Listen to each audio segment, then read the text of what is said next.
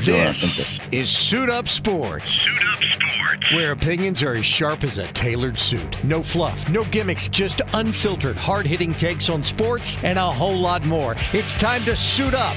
Now here's your host, DJ the Suit Stout.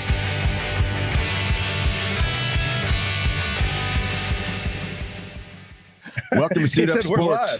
I thought we were going to see the open. Welcome to Suit Up Sports. I'm DJ the Suit Stout, along with 10-year NFL vet Frank Garcia. Frank, how you doing, buddy? I'm doing great, bud. It's great to be back. I was, took a little vacation last week, and Yarb stepped in, and you had Buck, and you had a great show and a great guest, and I was over there watching the Gamecocks get their head kicked in, and but I'll tell you what, there is, I've been to a lot of sporting events, and when you talk about great things that are fun to do with your son that you're going to remember, hopefully, and build some bonds and memories for a long time. There is nothing like going to a college football game with an atmosphere, with tailgating. You get there early, and as soon as they start letting you in, we had motorhomes, we had a great setup. It was just unbelievable. And then the atmosphere, you walk into the stadium, and it was just electric. Yeah. It still sends like goosebumps down me. But, as a player, I never really got to experience those things, the way that a lot of guys do. So it's unique for me and still fun. And I would rather, it's kind of like a NASCAR. You go to a race, and it's completely different feel than you're watching on TV. College football is still fun to watch on TV, but going there, there's nothing like it. Oh, you're totally right. When I took my kids, and I've taken them to a lot of cool sporting events, World Series, national championships. But when I first took them to Notre Dame to see a game, oh gosh, I can't even imagine. It was unbelievable. We rented this little house. This house was built probably like in the 40s, and they had turned the garage into a bar. So all day we'd sit in this bar outside in the garage, and we'd watch the games, and you could literally walk out the front door of this house and see touchdown Jesus. That's how close we were. And you're right, the bonds that you make and the memories you make. And we've done that twice now. And I think we're going to go see Notre Dame play at Stanford in a month or so. Yeah, but even just the traditions. I mean, like no doubt. My son's 8 years old. So, to see the players walk up, and he went to the camp there and got to meet Lenore Sellers. And, he got to do some special things there. And, I appreciate those guys down there, but I have some connections, with South Carolina. Yep. And they've always been very gracious, to me and to our station when I was on the radio. But, to go down there and have him experience that, it was something that he'll cherish and remember for a long time. No doubt. And, we've got a good college football card this weekend after a really good one last weekend. And we can start with that game because South Carolina took it on the chin at home against Vandy. Like you said, you were there. I got a lot of Gamecock buddies who were fired up for that game and had the wind taken out of their sails when Sellers got knocked out. And I still don't know how the hell that wasn't a targeting call, but nonetheless, he looks like he's going to play this week. And there were so many calls like that, and it's not just that game. I want to make it seem like, because I was rooting for South Carolina that, I think that was, just a, they're out to get us, right? And I hate that victim mentality. But the reffing in general in college football and in all sports has got to improve because there's just too many missed calls. You can't tell me that earlier in the game that when South Carolina hits their quarterback outside the pocket, Pavea, and gets the 15-yard penalty on a third and long, it's automatic first down. It's like a turnover, right? You go from punting the ball and having a good hit on the quarterback to a personal foul and potentially targeting. Yep. Right. And then about a series later, the definition of what targeting is, leading with the crown of your helmet, making forcible contact to the quarterback, and knocks him out of the game as he lays there on the ground, and they don't throw a flag. I mean, what are these referees looking at? I mean, there's one referee that has one responsibility, and that's to protect the quarterback. Yep. Right. And it was almost like Sellers, got the Cam Newton treatment. Right? Yeah. And just because he's a big physical guy doesn't mean that those still aren't forcible hits to the helmet. Well, we talked about this Monday some about the officiating in college and pro football. First of all, it's a flag fest in the NFL. I mean, the Giants had like 87 penalties called on them. Notre Dame in that game when they lost the last play of the game they lost on, Texas A&M completely tackled their defensive tackle and how the officials didn't call that. And then you see plays like you're talking about with Sellers, But you see quarterbacks, and the Panthers benefited from one of these last week, where a guy sacks the quarterback, and because he lands on him, and there's no way he can not land on him, they call roughing the passer, which is ridiculous. Right. If you're going to call that, but you're not calling him getting drilled in the head, the officiating has been horrible in my opinion. And again, I'm not taking anything away from the Texas A&M or the Cardinals, anybody. I mean, listen, they won the game. We're talking about the officiating. We're not talking about the the players of the game. But when you have plays like that, DJ, to me, there's a lot of people out there that are kind of conspiracy theorists, and I happen to be a little bit on that side. I'll go down that rabbit hole every now and then, especially with politics and other things with our government and society. But when it comes to sports, right, those are the types of things that that leagues try to stay away from, because if people think that there's point shaving, or people think that there's gambling with the referees involved, they're going to turn off. Well, now they're taking so much money from all these gambling outlets that it's more conducive to people buying a conspiracy theory. Having a team in Vegas, for example, is a big factor, and why they never had that before, because they didn't want to give the appearance that Vegas was involved. Yep. Right. But it's almost impossible when you have such blatant missed calls, and a team is supposed to be that much better, and it almost feels like, did that guy go to that? Is he an alma mater of Vanderbilt? Is he an alma mater of that team that they're not calling? And what's happening here with these games? And it's amazing, when you start looking at the lines that coincide with that. Yep. Right, everything kind of matches, and it's just there's too much. Well, there's too much. I want to start with college football, but there is a NFL game this weekend that I know that you've been on the conspiracy side with the Kansas City Chiefs, and the conspiracy theorists are out in full effect right now, saying there's no way in hell the NFL is going to let Kansas City start 0-3. Now, the Giants are going to have something to say about that, but we'll get. I don't know if they can say a whole lot, but they're going to. We hope they do, or I hope they do. But by the way, we're coming to you live today from Mother's in Park Road Shopping Center. If you haven't been here yet, the food is absolutely phenomenal. You get. One portion is enough to bring home and eat for 2 days. It's almost like individual buffet style. It's unbelievable. I mean, if 3 of us or 4 of us ate, I just saw a breakfast platter that walked by. It had tater tots that were mounded. Yeah. Right, with eggs and gravy, and if you ate that much food, you would probably die of a heart attack right here on the spot. Oh my God! And just when I saw it, I almost had a heart attack. But the food's phenomenal. The bar's great.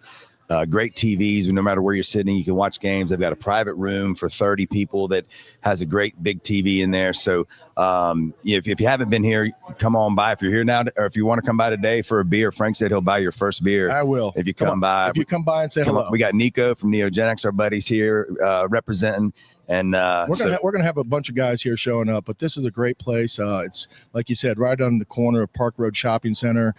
In a great location right here in South Park. It's I'll give you another thing. It's dog friendly. Oh, they got a dog menu. Yeah, and they have a dog menu on. My sister-in-law was here with her kids, and she asked me, "Do they have a kids menu?" And I said, "Yeah, right here." And I pointed to that. She goes, "DJ, that's for dogs." I said, "Well, it's probably pretty good." Kind of the same thing, right? It's probably pretty good. Which is harder to take care of. Yeah, no doubt. So let's jump into college football. We'll start with that South Carolina at Missouri game. Missouri's minus 9.5. Wow. South Carolina coming off obviously a loss to Vandy. Beamer, and we're not going to make our picks now. We're just going to talk about, we'll save those for later. But, Beamer, in my opinion, is the kind of coach that I think will do a very good job of getting the team off the mat and getting them fired up for this game. Sellers appears that he's going to play, which obviously that's a huge factor because Doty or whoever that dude was did not impress me at all. And I know they've got the rookie or the freshman quarterback that everybody loves, but I don't think that they think he's quite ready yet. Well, let me say this about what that and what you're saying, and I understand why. When you look at Doty and what he did and what he didn't do, it's almost like the offense shut down for South Carolina.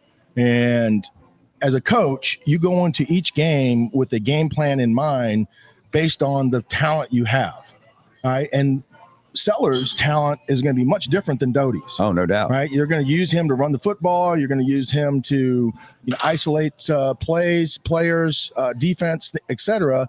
And your play calling is going to change tremendously when a guy like that goes down. So it doesn't mean that Doty can't play. It just means that the game plan, has got to alter a little bit. But I do feel like, and that's why it's important and difficult at the same time to understand who you are as a football team and what type of offense you have. Because when that guy comes in, if he doesn't mimic the guy that you have, then you're going to have to change your entire offense. And they did. And it's going to shut down, and you're going to just really kind of go out there in survival mode trying to make it. And that's exactly what happened with South Carolina. So if Sellers is back, this 9.5-point, 10-point spread that Missouri is getting at home, I think it's inflated. Yep. And we can talk about that later because I know that's going to be one of the games that we pick. But if Sellers is back and this team was healthy, first off, I don't know if they beat Vanderbilt, but that game is a field goal game, right? And that's what the Vegas had it at. It was a 3-point spread in favor of South Carolina. I felt like Sellers would have been the difference maker, and as he has been in most games that he's won, that South Carolina's won. And the reason why they were so elevated at the beginning of the season, because right now they're probably one of the more disappointing teams in college football with the way that they performed in these first 3 games. No doubt. And Vanderbilt is just a tough team. They're like hemorrhoids. You can't get rid of them. They don't go anywhere. Well, they stay there and they stay there, and they're chippy. They got swag. Their coach has swag. So that I think that's a lot of that quarterback too. Oh, 100%. By the way, you see he's trying to get a 7th year of eligibility. Well, 7th year. Wow. 7th year. That's crazy. I mean, if he gets it, God bless him. He's probably going to make more in college football than he does in the NFL. And I think he's not going to be the first. He won't be the only one to do that as we move forward to the future with these NIL deals and the transfer portals and things like that. People are going to take advantage of maximizing their money when it comes to college football because they may not be the best pro player, but they're damn good in college, and they're going to be able to maximize that, making $2 or $3 million a year, which I don't care whatever job you do, unless you're a CEO of something, you're not going to make in the real world. Yep, no doubt. Let's move on. Carolina against Central Florida, North Carolina against Central Florida. So we're not going to give our predictions. We're just talking we're just talking about some of these games. The Tar Heels, after getting their butts whooped first game against TCU, have gotten right against 2 bad teams in UNC Charlotte and Richmond. Have they gotten it right? No, they've at least got W's. Let's put it that way. They did against Richmond, and again, I know Richmond and Charlotte are definitely not the top competition. Charlotte might be the worst team in Division I college football. That's the truth. Yeah, I can't argue. And I tried to tell you that, and I know we're talking about North Carolina right now, but I don't know if you want to talk about Charlotte or not. But they had. I'd rather not. I'd rather not. They had a game last night and lost. They beat Monmouth, and they're gonna. That's gonna be the one win this year, and they barely did that at the end of the year. But I do like their coach, and I do think that he'll have them heading in the right direction. I just hope he gets players. But as far as the Tar Heels go, they get 2 wins in a row. Now they go on the road to Central Florida. Central Florida can play football. And they're a 7.5 point favorite. Is that Lane Kiffin's team?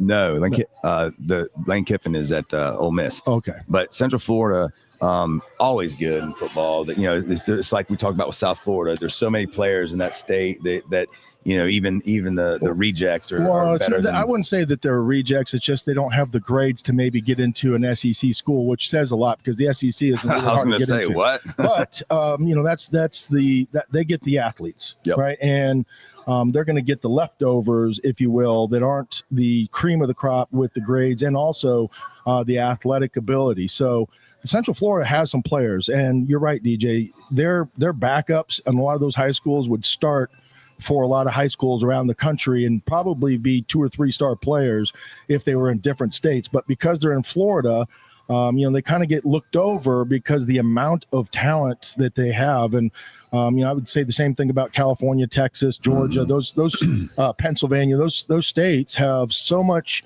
talent at the top that, even if you're a secondary school there, you're still going to get the leftovers of those bigger schools. No doubt. And listen, it's a great test for Carolina.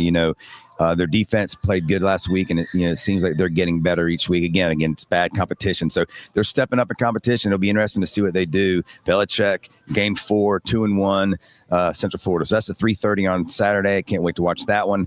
And Are you looking forward to that, really? I am. I'm enjoying watching. I'm not a Tar Heel fan, but I'm enjoying watching them just because I'm very interested as a sports fan to see what Belichick does in college. And so it's interesting to me to see, do I see improvement each week? And so I am interested in watching it. And they won't be on the main TV, especially at 3:30 tomorrow, because at 3:30 tomorrow, we've got a lot of good games. And we'll move to one right now that I can't wait to watch, which is Michigan, Nebraska. Michigan comes into Nebraska with our favorite coach, Matt Rule. And I've said this before about Matt Rule, as awful as he was for the Panthers, the dude knows how to coach college football. And in years 2 and 3 of the programs he's been at, Temple and Baylor, he makes huge jumps. They're undefeated. He's the crowd there is rejuvenated. They're fired up. Michigan's coming in, obviously, with freshman quarterback Underwood that everybody loves, getting $10 million a year from Dave Portnoy and the Michigan boys. But there's a couple things about that game that I'm interested in. Number one, did you happen to see Matt Rule's halftime speech a couple weeks ago? It was awesome. I mean, it was awesome. And I mean, that was the kind of coach that you and I love. And so I think he's going to have these guys playing hard. And then Michigan's coach is suspended. So guess who the head coach will be for Michigan this week? Who's that? Biff Poggi, the ex-UNC Charlotte head coach. Oh, okay. That right there makes me want to load up on Michigan. On Michigan? I mean, excuse me, on Nebraska. Yeah. And I don't want to give one of my favorite picks away, but I think you can see where I'm going with that one. Well, I'll tell you this about Matt Rule. He's like that narcissistic, toxic ex that I just can't get over, right? I didn't like. I don't have any of those. Yeah. Well, you've been married for a long time. Which time? You're right, exactly. So, when you start looking at Matt Rule and what he's done in college football, that's his cup of tea, no doubt about it. But when he was here with the Panthers, I thought he was one of the worst coaches to ever coach this team. And unfortunately, I didn't think the players were prepared. And it's easy to maybe get guys different ready in college when you're talking to kids. You can kind of hold something over their head, and you have the keys to the car, et cetera. But all the cliches that you want to use, I'm not a big believer in Matt Rule, and I think a lot of that has to do with just his time here and the lack of preparation and the readiness they were to go out there on the field. But don't you think that certain coaches, and we've seen college guys come to the NFL and vice versa. Saban. Yeah, and I just think that some guys are made for one or the other, and I think Matt Rule has proven that he knows what he's doing in college. And like I said, he took over a Temple team, I think, that won one game when he took him over, and then within 2 years he had him with 11 wins. Same with Baylor, same thing. And now with Nebraska, he took over a program that hasn't won in 20-something years. And here we go. Now that they're undefeated and they got a great quarterback. Rowe's probably going to be a first, second round pick. Patrick Mahomes Jr., everybody calls him. So I just feel like he's got the college thing figured out. Now, can he get the players at Nebraska to compete with the SEC? I doubt it, but I think he can at least be a fringe playoff team. And Nebraska? I think they could. I think maybe not this year, but maybe by next year. I'm not a big believer in their quarterback. I think the quarterback can play. I think he's an average. I think he's a goofy dude, but I think he's an average player at best. I think Nebraska has beaten up some bad teams, and I think that they're going to be challenged this week against Michigan for the first time. Oh, I agree with that. And that's the reason why I'm probably going to lean towards Michigan, regardless of who the head coach is for 1 week, right? Yeah. I mean, I know that you probably have some, bias against that, but I don't. I'm just looking at the cupboard that Michigan has had over the last couple of years and how competitive they've been, especially in the trenches. And I just think that that's going to be the difference in this game. What Nebraska has been able to do to these smaller teams, maybe push them around a bit. There's been times where the quarterback has struggled and has looked average, like I've said. And, you put a better team out there. I'm just, I guess I'm a little jaded with Matt Rule. It's hard for me to root for. It's kind of like people that don't like Harbaugh. I can't stand Harbaugh, but he's a hell of a coach. I mean, he might be the most underrated coach in all of sports. And I'm talking about, the coach right now, that's in San Diego or in LA with the Chargers. Yep. He's won everywhere he's been. But even at the pro level, with San Francisco, with whatever team, Michigan, he won a national championship. He knows how to coach the game. Matt Rule still, to me, has got to prove that. But as far as the game goes, I just think Michigan's bigger, faster, stronger, and they're going to show Nebraska who the champs of the Big Ten have been on that side of the ball for the last couple of years. Yeah, and look, it should be a great game, but it certainly is a watershed moment if you're Matt Rule in Nebraska. If you want to put the flag in the ground and say we're back, no doubt about that. This is a huge game for them, and I'm excited to see that one. And then we've got Jon Beason, former NFL player, former Panther player, former Miami Hurricane. He's going to join us here shortly, and we'll talk to him a little bit about this game. But Florida at Miami. Florida coming off, a loss to South Florida, a loss to LSU. Their coach is the seat can't get any hotter for Napier. And then you've got Miami, who so far after 2 games, Notre Dame and South Florida, appear to be the real deal. Their offensive and defensive line seem to be dominant. Carson Beck is playing great football. So it'll be interesting to see if Florida, they didn't quit against LSU. I'll give them credit. I mean, they played their butts off. If it wasn't for that pick 6 in the second half, I think that game could have come down to the wire.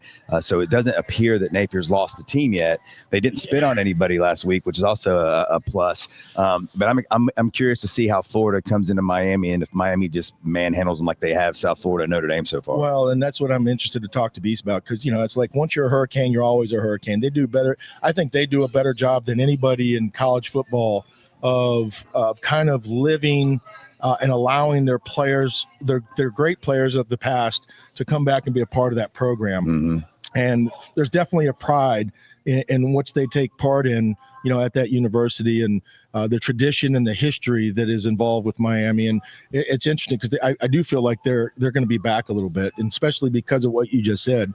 Their defense is nasty. And, up front, they have 4 guys that can get after the passer. They have 4 guys that are capable of stuffing the run.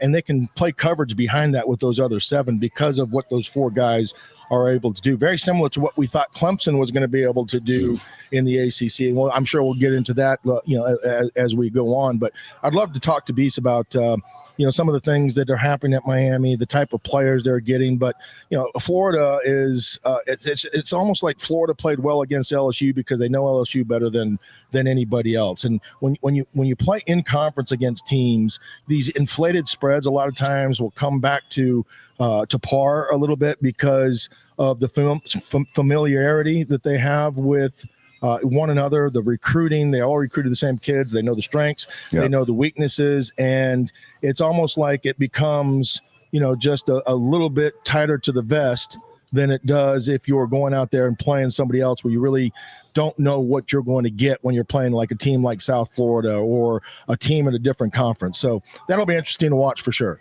Yeah, that Beason, I wonder if he's going to the game. We'll ask him. He's a dad now, so I don't know if he's getting the free time that he once had, that we all once had. Yeah. When it's gone. Welcome to fatherhood. Yeah, no doubt. A couple more games I'm interested in. Illinois at Indiana. And normally that's not a game that we would really talk about, but both teams are ranked. It's the first time that they've been both have been ranked since they started playing. And I think my buddy Chad said they've been playing for like 60 years or something. Indiana made the playoffs last year, right? Love their coach, and they didn't belong. They might not have belonged, but still they made the playoffs, and he's kept that momentum going. The Indiana football crowd, which is not what you think of when you think of Indiana in sports, right? You think of hoops, right? But they're doing a whiteout. The crowd's crazy. It's a big rivalry with Illinois, and Illinois is coming in there. And listen, we know that dude can coach, and Belma can coach, and we know that they stop the run, and we know they run the ball. So I think this could be a really good game. Illinois, he's the Wisconsin ex-head coach, and that one thing that he's going to do at Illinois, and which they've always been able to, even back since my time when they played great defense, is they're going to be physical in the trenches. Yeah, and they have. I don't know if you've seen them play at all this year. I watched them earlier. I watched in them the play season against Duke, and they lined up on the goal line, and they probably had 300 everywhere, including in the backfield. They have a humongous fullback that just runs over people in short yardage. But that's the style that Wisconsin has played for years. It's not exciting. It's boring. It's kind of like Charlotte Catholic football. Yeah. We line up, we muddy up the game. We get 4 yards, we get 4 yards, we get 3 yards, and then the fourth, end of the fourth quarter, middle of the fourth quarter, those 4 yards turn into 10, and it's like body blows in a heavyweight fight. What there's not really exciting, but there's a lot of leaning and pushing and pulling. But at the end, the bigger guy usually ends up kind of dominating and wearing the other guy out because he's been holding his weight all day. That's what Illinois plays like. So Indiana's a little bit more spread out. They're a little wide open. They're going to throw the ball around. They're going to be fancy on offense. They have some speed. And which is going to win the battle of attrition here? Is it going to be which team plays to their style more? Who does what they do well better than the other team? And I'll tell you what, if you want to watch a quarterback that you really probably haven't heard much about, watch Illinois. That kid is really good, and he could have left the program and went to a bigger school this offseason. He decided to stay. He knew that they were going to be pretty good this year, but he can play, man. He kind of reminds me like Pavetta with the little swag. He's tough as nails. He's just a winner. And so I'm excited to watch that game just because, like I said, there's not many times that we get excited to watch those two teams play. And I don't know if I'm excited to watch those games. I'm excited. I think the fan base is maybe it's because I know I have friends who are part of that rivalry. And so it's got me kind of fired up. But the fan bases are jacked up and they're both undefeated and looking good. I look at those two teams as little brother. Right. And they're going to be good. They're going to be solid, but they're not going to beat the Bamas. They're not going to beat the Ohio States. They're not going to beat the top dogs. And, I kind of have a feeling of, who those guys are. They might sneak it into the playoffs, but they really don't belong. There's other teams that have more losses that are probably better than them. It's just they play on the side of the conference, which is conducive to maybe, more wins if you're good on that conference in the Big Ten than the other side, which you have Ohio State and Michigan. So, they play on the right side of the bracket where they're not going to have to face those teams, and they can, maybe compete against the Oregons and teams on that side of the bracket. But, when it comes down to it, it just seems like, Ohio State, there's about 4 or 5 teams that are going to be the best. And unfortunately, those two teams aren't one of them. Last game I want to talk about, not last game, but the other game, at least locally here, that everybody's kind of interested in is NC State goes to Duke. And NC State has been, a team of two halves. So offensively, they've looked really good all game. CJ Bailey has been great. Their running game has been great. And their defense in the first half has been atrocious. And then in the second half has been really good. So if NC State can get that second half defense to show up in the first half as well, they're going to be a pretty well-rounded football team. Duke, has kind of had a struggle this season, lost to Tulane, lost to Illinois, but two good teams. So they've lost to two good teams. They're at home. They're a -2.5 favorite. We know Duke has good quarterback play, and I think defensively, I love their coach. I love their coach. He's great coach, especially for a program like Duke. And I think, he's definitely, done well in his first year and after taking over for Velker, who went to Texas A&M. But NC State, to me, they're undefeated. I looked at their schedule, and I think they could win their first 6 games. I think after that, it's going to be tough because that's when they get Georgia Techs and Miami, Florida States and those teams. But that's the crazy thing about State, though. Over the years, is that the games that they're supposed to win, they've kind of not showed up. And I'm sure if you're a State fan, that's the way you're feeling, is that you're afraid to start talking because the moment you do is that they'll disappoint you. And this might be one of those games with Duke, because Duke has kind of had their number over the last couple of years. It feels like that anyways. And when it comes to structure and discipline and, just playing fundamentally sound football, NC State has been in that, and they beat the teams that are beneath them. But when it comes to the teams that are equal, it just feels like, they don't show up like you said. Is that, you can't play one half and expect to beat a good football team. You have to show up and play the entire game. And what makes us think that this is going to be any different than any other game they've played? It's not a rivalry game. Well, let me ask you that as a coach. So if you're coaching a team, and you're an offensive guy, so let's use offense. And let's say through 3 games, your offense in the first half has just struggled, but in the second half, you've come out and lit it up. Is there, as a coach, how do you handle that? What do you do? I look in the mirror first, right? Because we're not preparing these kids well enough to start fast, right? And that's, I think, is part of a staff's issue. When it comes to preparation. I also have positive things to say about the staff because we make great adjustments at halftime. Right. But we need to figure out. Not to interrupt you, but did you happen to hear Peyton Manning this week talking about halftime adjustments? No, I did not. It was pretty remarkable what he said, and I don't know if it's true or not. But it's only one team that's making adjustments. By the way, Peyton Manning said the whole thing about halftime adjustments is the most overrated thing I've ever heard. Disagree. He goes, I played football in college and pros for 25 years. Not one time did we have a halftime adjustment. Well, he goes, we did? I went to the bathroom. I sat in my locker. Yeah. We didn't make halftime adjustments. We just went out and executed the game plan that we were supposed to do from day one. And if we and that's what he said. He goes, we never made adjustments. Yeah, that's not necessarily true. Yeah, I can't imagine. I mean, a lot of those games that he's talking about, they had the lead. Sure. So when you have the lead going into halftime, what are you going to do? And with that offense with Peyton Manning, you don't have to adjust too much, right? Let's continue to do the same thing, and eventually the cream is going to rise to the top. We have to execute. But when you don't have a Peyton Manning on your sideline or in your locker room, you're going to have to adjust a little bit because what the defense might be doing. We weren't expecting this blitz. Every team that you play in the NFL is going to have about a handful of new plays every game, and you have to figure out, with either on the sideline or at halftime, how you want to handle those going into the second half, especially if you're behind. Now, if those adjustments or those plays that they're running aren't really a factor, in what you're doing, then there's really no reason to adjust. But if you're getting a blitz every time you go into this formation or every time you run this motion and they're blitzing this way, you have to adjust to those things. And they have so much technology right now on the sidelines that you can do it a lot sooner. Because I have an iPad, even in high school now, on the sideline where I can see what the defense is doing. Those at high school I now? do, yeah. Wow. I mean, it's become very technology Do you know how to use the iPad? Barely. I have to have the kids. I have to have the kids turn it on. Braxton has to come down there and then I I learn how to push play, rewind, and but I get it in real time, right? Because a lot of times, as coaches, we don't get to see exactly where people are at on the field, and when you're dealing with high school kids, they might think they see one thing or they're not paying attention to the right thing. And, we have to really kind of, just keep them in check. And it helps us as coaches really kind of have a better understanding, for how the game is played. But that is no different. That's no different than at any level. I mean, even in the pros, you have a coach says, where was this guy at? Or what happened on this play?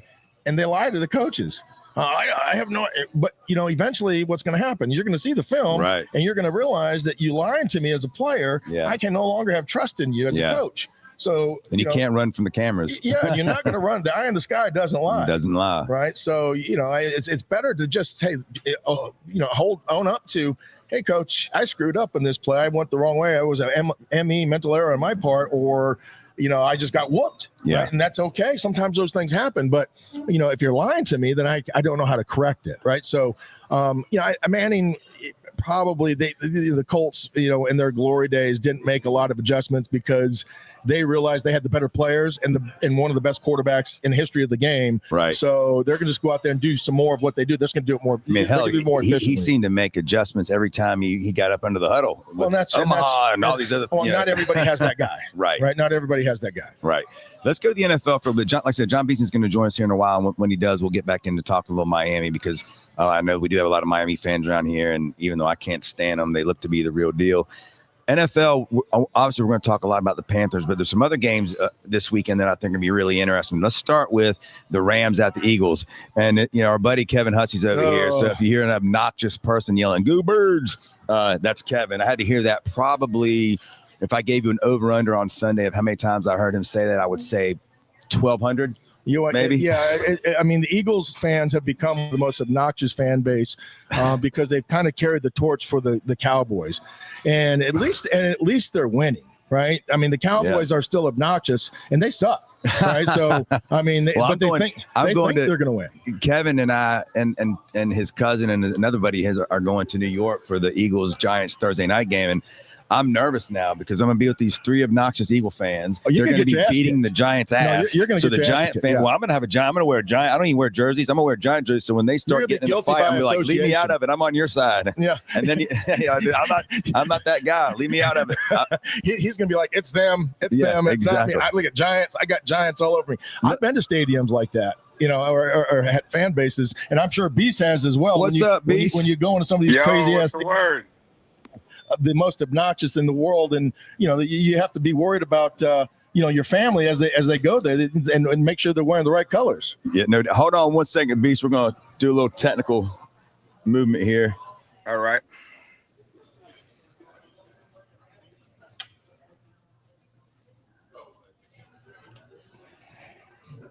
There we go. Can you hear us?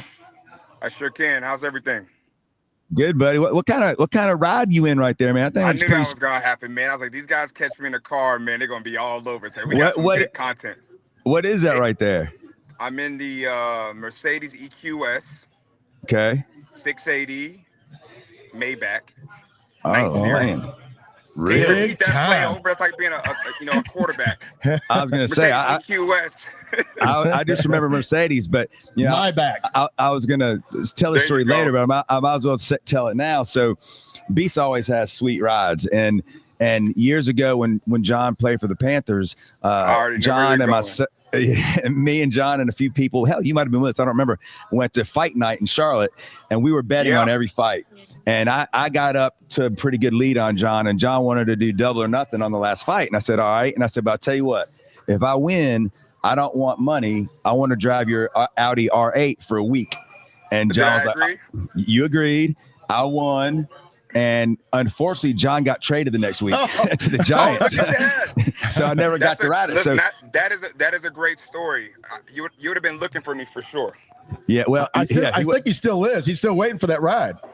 You know what? I finally sold the Audi in 2020, man, with 14,000 miles on it, and man, I got it in 2008. Wow. So I hung on to it for a while, and then it was just time. But unfortunately, DJ, sorry, man. Well, tell us about go rent one. I'll take that mile back. However the hell you say it, I'll take that right there for a week. You got it. This one you want to get chauffeured in. Yeah, that's true too. Well, tell us a little bit about what's going on. The best seat in the car. Tell us a little bit about what's going on in your life, Beast. I mean, because a lot of Panther fans, watch this, and a lot of guys around there. It's kind of like the who's who and what are they doing now? Yeah. So no, life is good, man. Full-time dad. That's what keeps me mostly busy. Everything else is, nothing that keeps me too obligated. Mailbox money, man. Mostly multifamily, especially down here in Miami. It's been crazy. Trying to navigate the landscape, but it's been good, man. And I hang out on permanent vacation a lot. That's the name of the boat. Hey, nothing wrong with that, man. And people are like, hey, you're too young to retire. Not when you play ball, man. You get 30, turn 30 as a linebacker, man. You're close to hanging it up. Everybody can't be Thomas. No, yeah, exactly. Have you?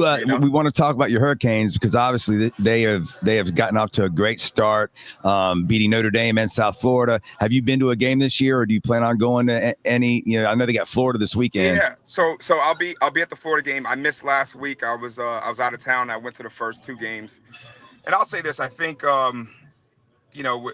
with NIL, it's changed so much, man. It's like free agency every year.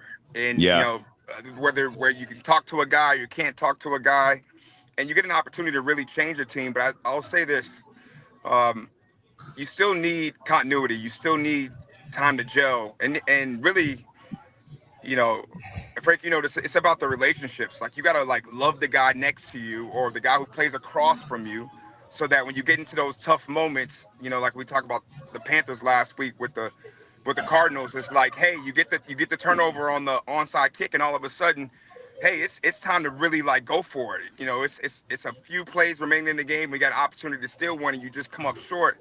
And I believe it comes from being together longer, and it takes time. So, though we're happy about what's going on in Hurricane Nation, fans are still very much holding their breath because we've had these great starts, and we got to finish. In Florida, regardless of record and rank, they got dudes, man. They're one play away from winning in Death Valley, against the number one team in the country. So we can't go into it, assuming, hey, they lost to South Florida, but we had our way with South Florida. This is a trap game, and you can't drink the Kool-Aid. Yeah. Beast, you talked about closeness and brotherhood, and I've always been envious of what you guys have there, in Miami, and going back to the 90s, when you see all the great players on the sideline, and you see the Michael Irvins, the Beasons, the Olsons, every player that's gone there, there's a special bond. What makes that what makes that so the tradition that makes that so special? Because I've been envious and hoped that my university would welcome their old players back, because I think that's got to help in the NIL world today. Yeah, I think a lot of these kids weren't alive when Miami was truly dominant. Even if you talk about the 01 team, so we gotta quickly remind them of the history. But I'll say this, man. If you ask me about my college career, my pro career, I'll say it wasn't a success. And you're like, well, John, but you're a good player. You did well. You made money. You made Pro Bowls, all pros. Yeah, but down here where we're from, it's about a championship. And that's what gets preached to you the day you even consider going to Miami. You go on your official visits. It's about the history, and it's about upholding the standard. And as soon as you get in, And the time I came in, we had just played in back-to-back national championships. So it was a very serious group of guys, man. Like, all you had to do was get in line and follow suit. And I think the pressure for some people, if you want to be great, you'll embrace it. And for other people, it's like, yo, I'm just here to do my time and make it to the league. And, with so many guys bouncing around, it's like, when are you willing to die for it? And that's Yeah. that's the difference, man. So, though I think it's good for college football because, now everyone has a real opportunity to play for it. It's no longer, a money game or a computer system where guys don't get on the same field and say who actually won the game or who would win the game. Yeah. So I think to answer your question, that's what makes it special, man. I think having not just going to a school because you want to go there and play there, but it's the goal of championship or nothing. And I think it's always been that way.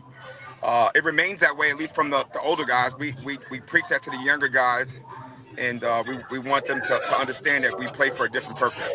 John, let me ask you this because I know you watch the NFL, and I know you're in Miami, so you probably don't get to see as much Panthers as we do here. Right. But the Panthers linebacker play it leaves a lot to be desired so far this season.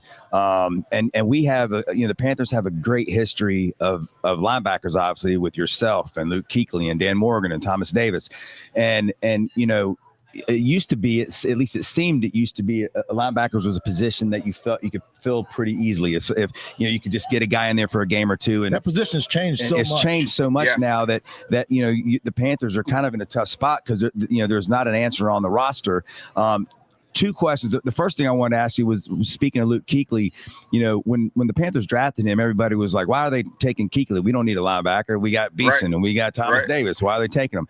How long did it take you? First of all, when they drafted him, were you pissed off about it? And number two, how long did it take you? How many practices did it take you for you to go, dude, this guy's the real deal? Well, you go 9th overall, there's a high expectation. The only downside was that he went to BC. Like, hey, when does BC produce anything, let alone, the best linebacker in NFL history, So I'll say this, as a team player, for me, I know the long snapper, JJ will tell you, hey, man, Beason was one of my all-time favorite teammates. Ryan Khalil will tell you, Beason was one of my all-time favorite teammates. Josh Norman, because I wanted to know everyone. Because if you have the relationships, you're gonna play. And I'm pro team before pro self. Yeah. And if he's gonna be on my team, he's gonna be. I'm bringing him into the fold, into the family. Now it didn't hurt that he's the nicest person on the planet, let alone a teammate. No doubt. So we always had a close connection right away, and then being an older guy, I think it was year 6, if I'm not mistaken, it was just like with Dan Morgan. I came in. I was honored to carry his pads. I was honored to hang out with him and his family and get to know how to go about things. And he embraced me. He didn't. It was never a competition. I actually wanted his approval.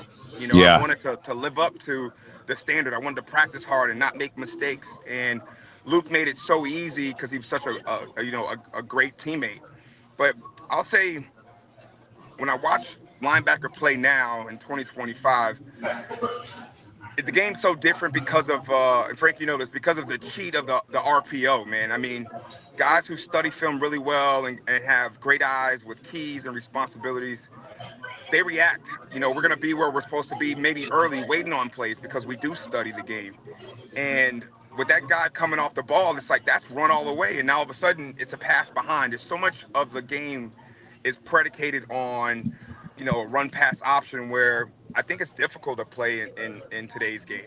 Well, not only go ahead. Go ahead. Well, not only that, Beast. I mean, you have to be able to be physical enough to take on these 360 pounders, but also athletic enough to get back in coverage. And it's almost like you have to play sideline to sideline, where it used to be you could stick a 4-3 linebacker in the middle and he could play tackle to tackle, or a 3-4 backer. He's going to be a plug guy that's going to come and take on these big guards.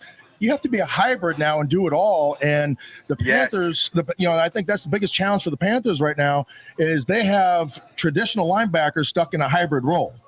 Yeah, you're exactly right, man. I was fortunate that I came out when I did, considered undersized, but where the game was going, being a converted safety like Thomas Davis, like Shaq Thompson, we have the cover skills, but you have to still have mentality. And I would say it took Shaq a little, a season or two to grow into the size that it takes to be a great will linebacker. And when you watch guys play, it's so different now. And for me, I always had physicality. I was always a hitter, and I don't mind. If I can deplete an offensive lineman, I love that. I love that part of the game, and you almost need to be kind of like a tweener. But these tweeners, they don't play the run well, and it bothers me. So I think the Panthers actually have some good linebackers getting downhill that are big and physical and can run. But man, when that receiver lines up at number 3, or these tight ends now that can really run and stretch the field, that's where you could end up being limited. Yeah, I mean, we haven't been able to cover a tight end this year, and playing the Falcons this week with Pitts, who has been, I guess, kind of a disappointment so far, but he's actually looked good this year. So that's going to be a hell of a matchup, and the Panthers are going to have to figure it out one way or the other. Right. So I'll say this about like Pitts, like if I was playing him. So the reason why he gets a bad rap is because, what was he, 4th pick overall? He ran 4.4. We want to see that on the film. Like, yeah, you can't teach 6'6", 4.4, man. Like, you should be the most dominant tight end in the history of the position. You should be the first guy to never be called a tight end, just be called like the weapon. That should be his position. But it's almost like his mentality, man. So if I were playing him, I would give him 2 looks. And though he is a 4.4 guy, the film doesn't say that, in my opinion. So maybe the first time you're covering him within that 5-yard box, you come right down and you just put your helmet right under his chin to let him know, hey, look, I'm not going to let you get a free release. And then the next time you might fake and give him hands, and then he tries to chop your arm down, and then he falls, and then, hey, you got him covered. Like, you got to mix it up and understand that it's not necessarily about staying in the lead position because you think he's fast. It's more so you want to be underneath, and when a guy's that tall, you got to think about it. I had to deal with Kellen Winslow Jr., Shockey, almost my guy, Jimmy Graham. Yeah. I mean, all the great Tony Gonzalez guys who were really part of the offense, and you just try to get between them and the ball, and you're giving up size, but ultimately it's a technique, and if you just play the guy's hands, that's where the ball's going. So you get a quarterback on here, Bryce will tell you, hey, if I can't see the linebacker's eyes, throw it. And that's what they do, and I know that. So I know the ball's coming, so I just play their hands, and I was able to be successful in coverage. But he's going to be a big part of their offense, no doubt, this Sunday. Beast, there's certain players when you're watching games that just kind of your eyes jump off the screen. You're like, wow, that guy just has it. And you're watching the film, and that's what your eyes train you to do. Whether it's the speed, the quickness, the explosiveness, the size as an offensive lineman, when he hits a linebacker and how he concaves the guy, whatever it might be. I've seen guys in my career, and I played against some really good linebackers. You never got a chance to play against you. Maybe fortunately or unfortunately, I don't know. It would have been fun. It would have been a lot of fun for sure. A great story like DJ, Yeah. what's better than that? Yeah, no doubt about it. But when you look at the game today, the junior Sales are no longer there. Ray Lewis is no longer there. The Jon Beasons, the Urlachers, the London Fletchers, the really good linebackers that have played this game, I don't think exist anymore. Or at least they're not the center point of the defense. Who's that guy today that you look at and say, gosh, I mean, that guy's just got that special knack, and the eyes jump off of the screen when I see a Luke Kuechly read a play and he shoots through the line and makes a 4-yard tackle for a loss? So I think what happens is, first off, there's probably some great linebacker play that's going on, and it doesn't get talked about because the team's not doing well.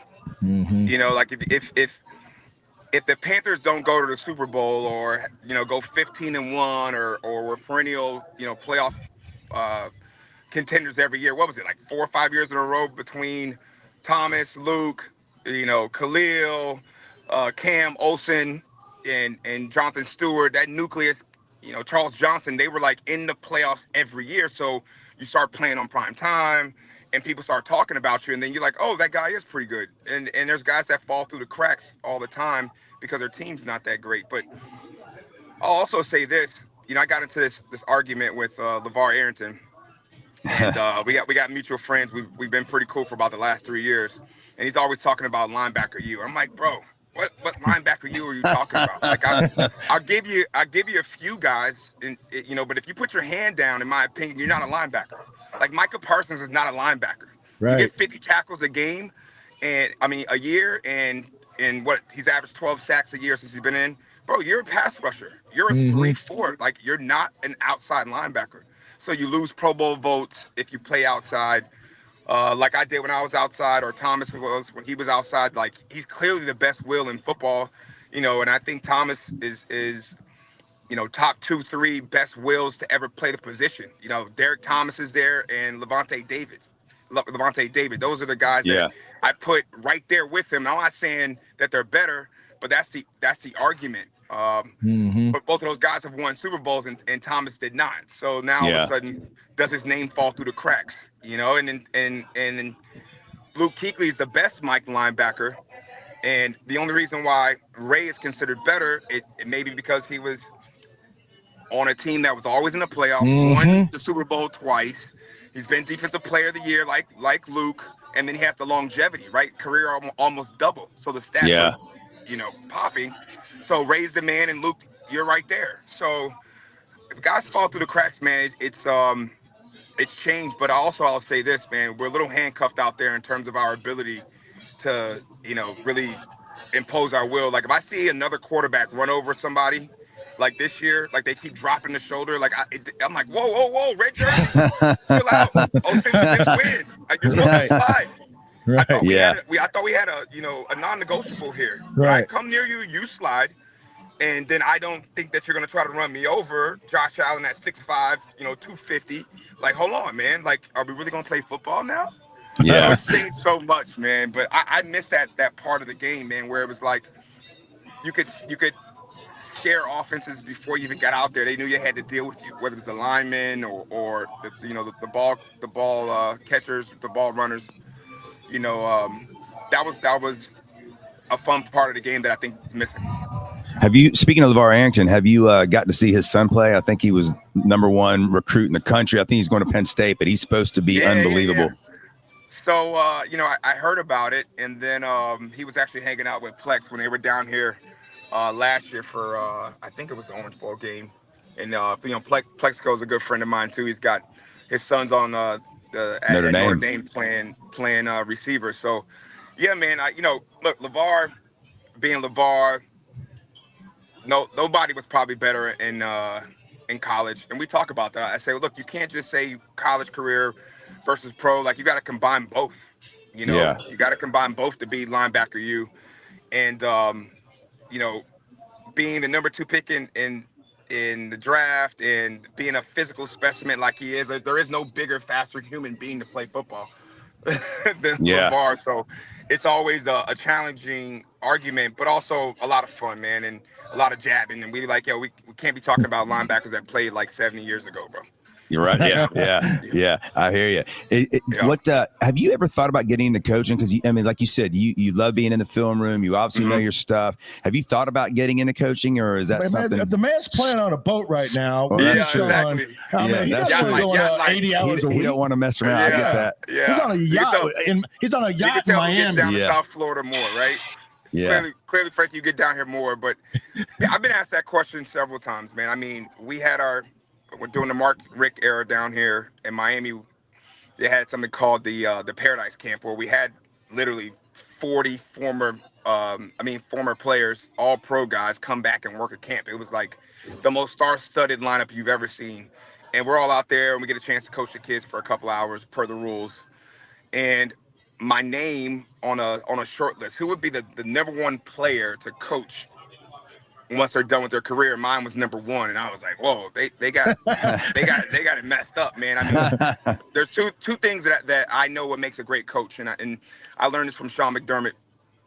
And I recall, even with Turgo, man, back in the day, my rookie year, like, we never really went upstairs to the second floor, but when you did, the coaches had blow up mattresses in their offices. So like I Yeah. always use that kind of like analogy. Like you're a great coach in the NFL or in college if you have a blow up mattress in your closet somewhere, because those are the type of hours it takes. First off.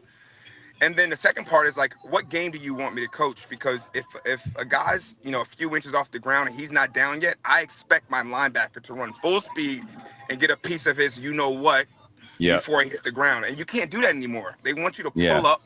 These guys just kind of gingerly run out of bounds. Like, bro, you better get out of bounds, because I didn't run all the way over here to to high five your coach. You know what I mean? Or to grab a Gatorade.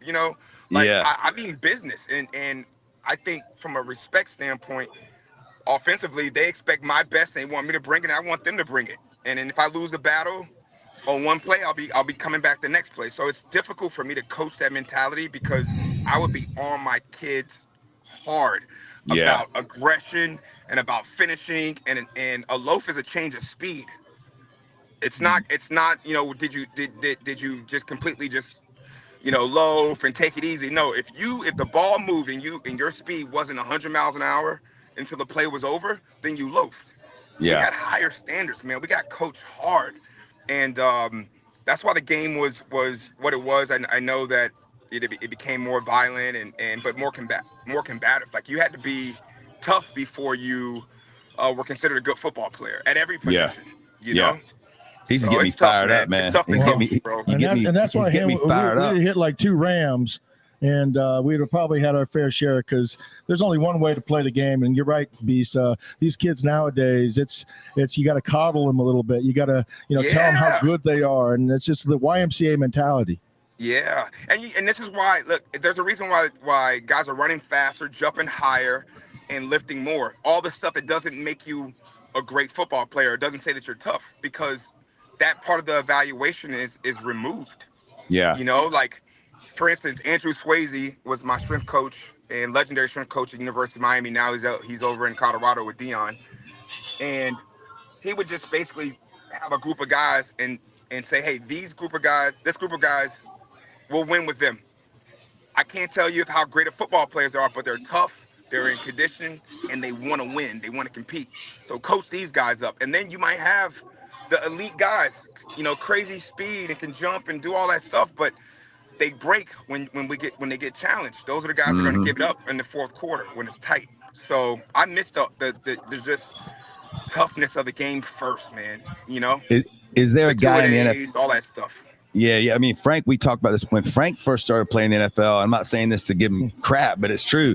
I think you had 3-a-days. Yeah, I mean, Right. I mean, we had an extra week of training camp, an extra mini camp. We played that extra game because we were an expansion team, and they weren't worried about drinks and No. There was 20 no water. hours. That was part of the toughness, right? Yeah. No water. See who can survive no water? Yeah. It's wild. No 20-hour rule. I mean, you went out there till you were done, taking care of business. And right. It rewarded those guys. Yeah. The guys who put the work in, the extra work. And Spartanburg was no joke. I mean, that might be the hottest place on the planet. Yeah, no doubt. First time I ever had a sunburn in my life was in Satanburg, South Carolina. That's right. All right. Is there a player now in the NFL that you love to watch that you think, man, that guy would have been a guy I'd like to line up next to or against? Yeah, so I'm sorry I missed that. I should have answered that. You did say that earlier. No, I'm good. All right, so my favorite tandem is the two guys in Baltimore. I love Roquan and Patrick Queen. I got a chance to meet Patrick Queen when I was working for ACC Network and during the national championship game against Clemson. And he walked up and I'm like, I looked like Terrence Marshall. I said, oh, what's going on? What are you guys eating? You're right. Just specimens. And you look at these guys and you're like, man, you just expect so much from them. And those two guys, I think they still arrive with bad intentions. I think you can watch the game and still see guys get knocked backwards. Head, across the bow as opposed behind the ball carrier, knocking guys back. And then they chase, they hunt, man. They hunt. And I think it's a collective effort, a culture that they have there in Baltimore, obviously established, 20, 25 years ago. with Ray and what they did, in 2000, 2001 when they won a Super Bowl and were the best defense in history. I think they just keep bringing in those type of guys, Yeah. and that tandem, man, is special. I like Fred Warner too. Him and Yeah. Greenlaw were a great tandem for a minute, but it's hard, man. I'm tough on backers. If you don't do everything and you're smart and Yeah. you don't loaf, it's all of that stuff too. Well, that's Yep. the part that's the part that a lot of people forget about, and especially when you look at players today, is that it's the mental part of the game that keeps you going and allows you to find a way around that wall. Some guys are built to go over, some guys are built to go around, but finding a way when you can't go through it is what makes the difference between a guy that plays 10 years, a guy that plays 5. Absolutely, and Yeah. that's what's gonna last, man. I think that when you look at the Panthers and you say, well, man, are the Panthers a bad team, or is Arizona better than we expected? Right? Because Arizona has played better. We expected more from the Chiefs, right? No one thought they'd be 0-2, possibly 0-3, and people were saying they might lose to the Giants. It's like, are we serious? Like, Philly hasn't looked so super dominant, and then you look at Green Bay, and Green Bay, it's not even so much about how great the offense is and the play calling of Matt LaFleur. It's more about what's going on the defensive side of the ball. Yeah. I Yeah. mean, you hold Detroit to 13 points. Yeah. That offense is for real, Yeah, I mean, So people forget how good Gary already was, and Parsons. yes, People are talking about yes, Parsons, but Gary was already one of the best in the league, and now you got Parsons on the other side. I mean, that's yeah, as good as it gets. yeah. I mean, if you're gonna be, the highest paid edge rush guy, you need, especially at his stature, right? Like, he's explosive. He's Aaron Donald at defensive end, right? Like, just Yeah. athletically not fair against any tackle, probably ever, but has the power and the speed to get the job done. But Green Bay's been putting him in third and long often because he's not. Sorry about that.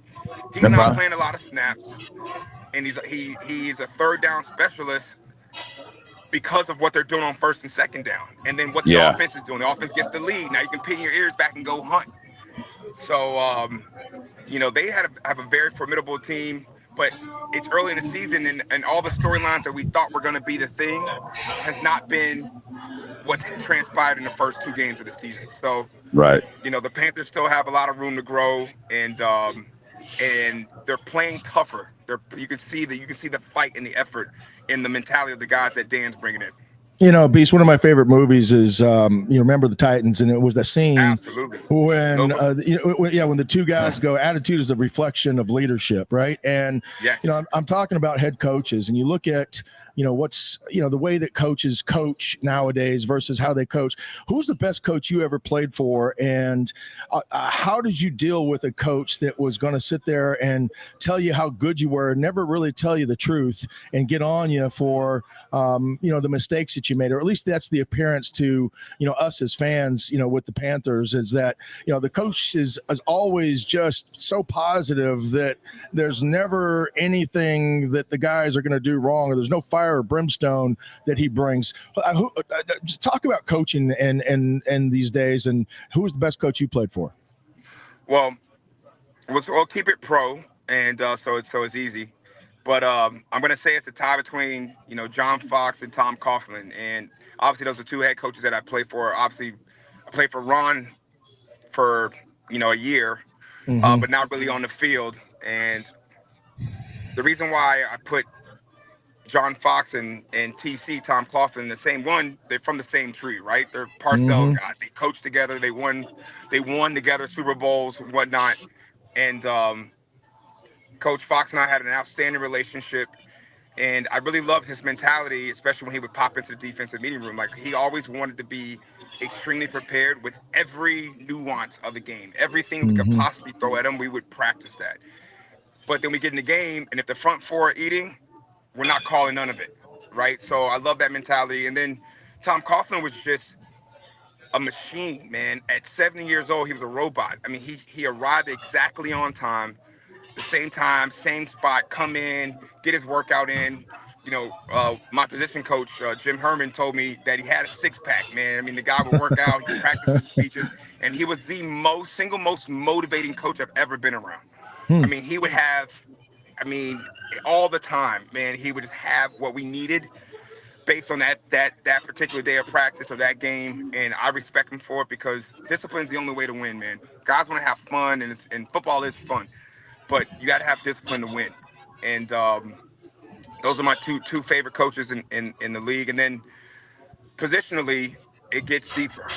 And Yeah. I played for a guy who's still going, man, Richard Smith. And you talk about telling you when your stuff doesn't smell great. We had just brought in Ron Meeks, who was going back to the Tony Dungy, Tampa 2, Lane Kiffin, Monty Kiffin days. And we switched to, a Tampa 2. And I don't like to have to, on first down, turn and burn and play deep middle. I want to get downhill and go forward and then have the opportunity to still, play underneath. So I hated it. I hated playing cover 2, and I had to move outside when Thomas got hurt from middle, and I didn't want to go back because I love Mike linebacker, and it wasn't going well in the preseason. In a cover 2 scheme, you got to turn all the blocks back inside. That means the ball carrier stays north and south. Whereas hey, look, I don't think anybody's getting me to the corner, so I want things to go east and west and let me run. So spill it. But that's not the scheme of cover 2. So we were drastically changing our philosophy after 3 years, and it wasn't going well in the preseason.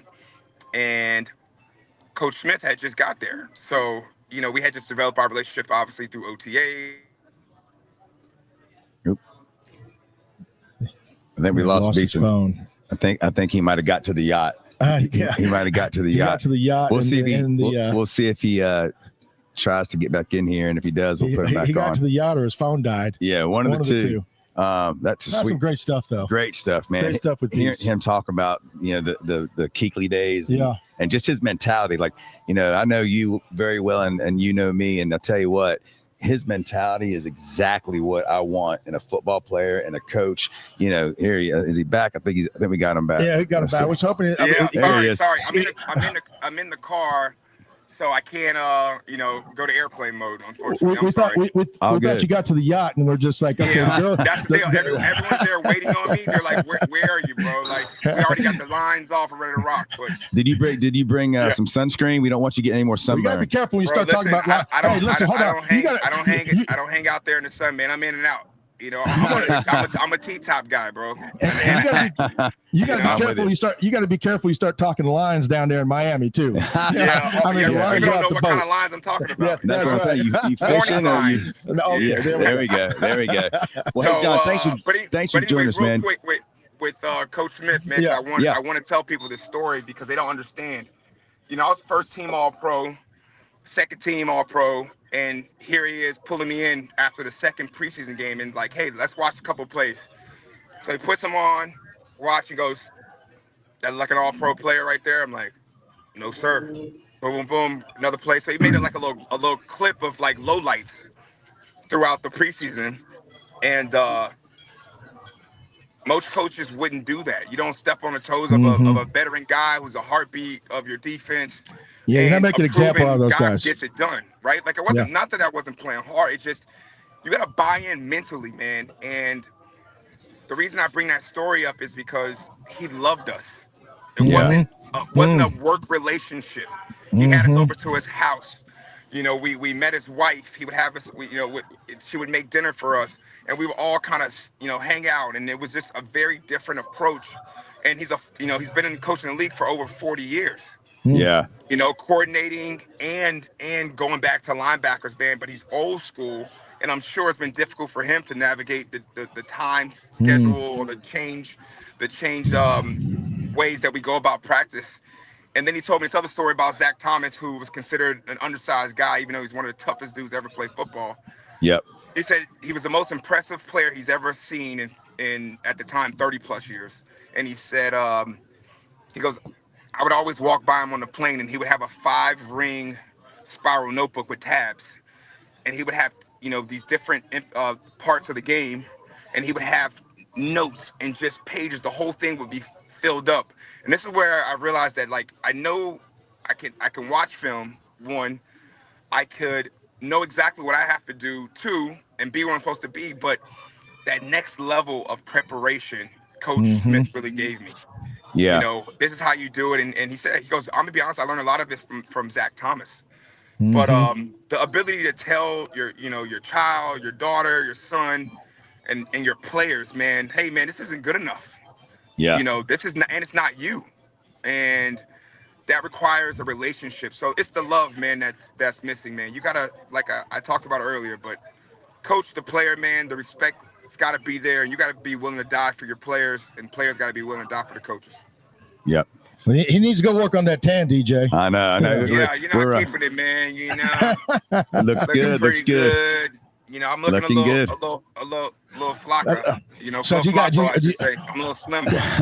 he's like Tubbs and Crockett back down there, right? In Miami. He's got the flannels and the loafers on. Well, have fun on the yacht. We're a little jealous, and thanks for joining us, man. The stories are great. Your insight is always great. And if you're back in Charlotte anytime soon, give us a ring. Let's go out, get a good dinner. You don't want to get no car necessary. I won't have the RA. And actually, I had it before Tony Stark's documented. So it's not the Iron Man car; it's the Jon Beason car that Tony Stark drives. There you go. Well, you definitely had the first one that I'd ever seen. I know that much. And the fact you kept it that long and only had 14,000 miles on it's pretty impressive. Yeah, man. It was. Unfortunately, I didn't get any miles. I didn't drive the Waxhaw anymore. That's why. That's right. Well, man, thanks for joining us, John. We'll get you back on during the season. Have fun on the yacht. It's like everything's going great.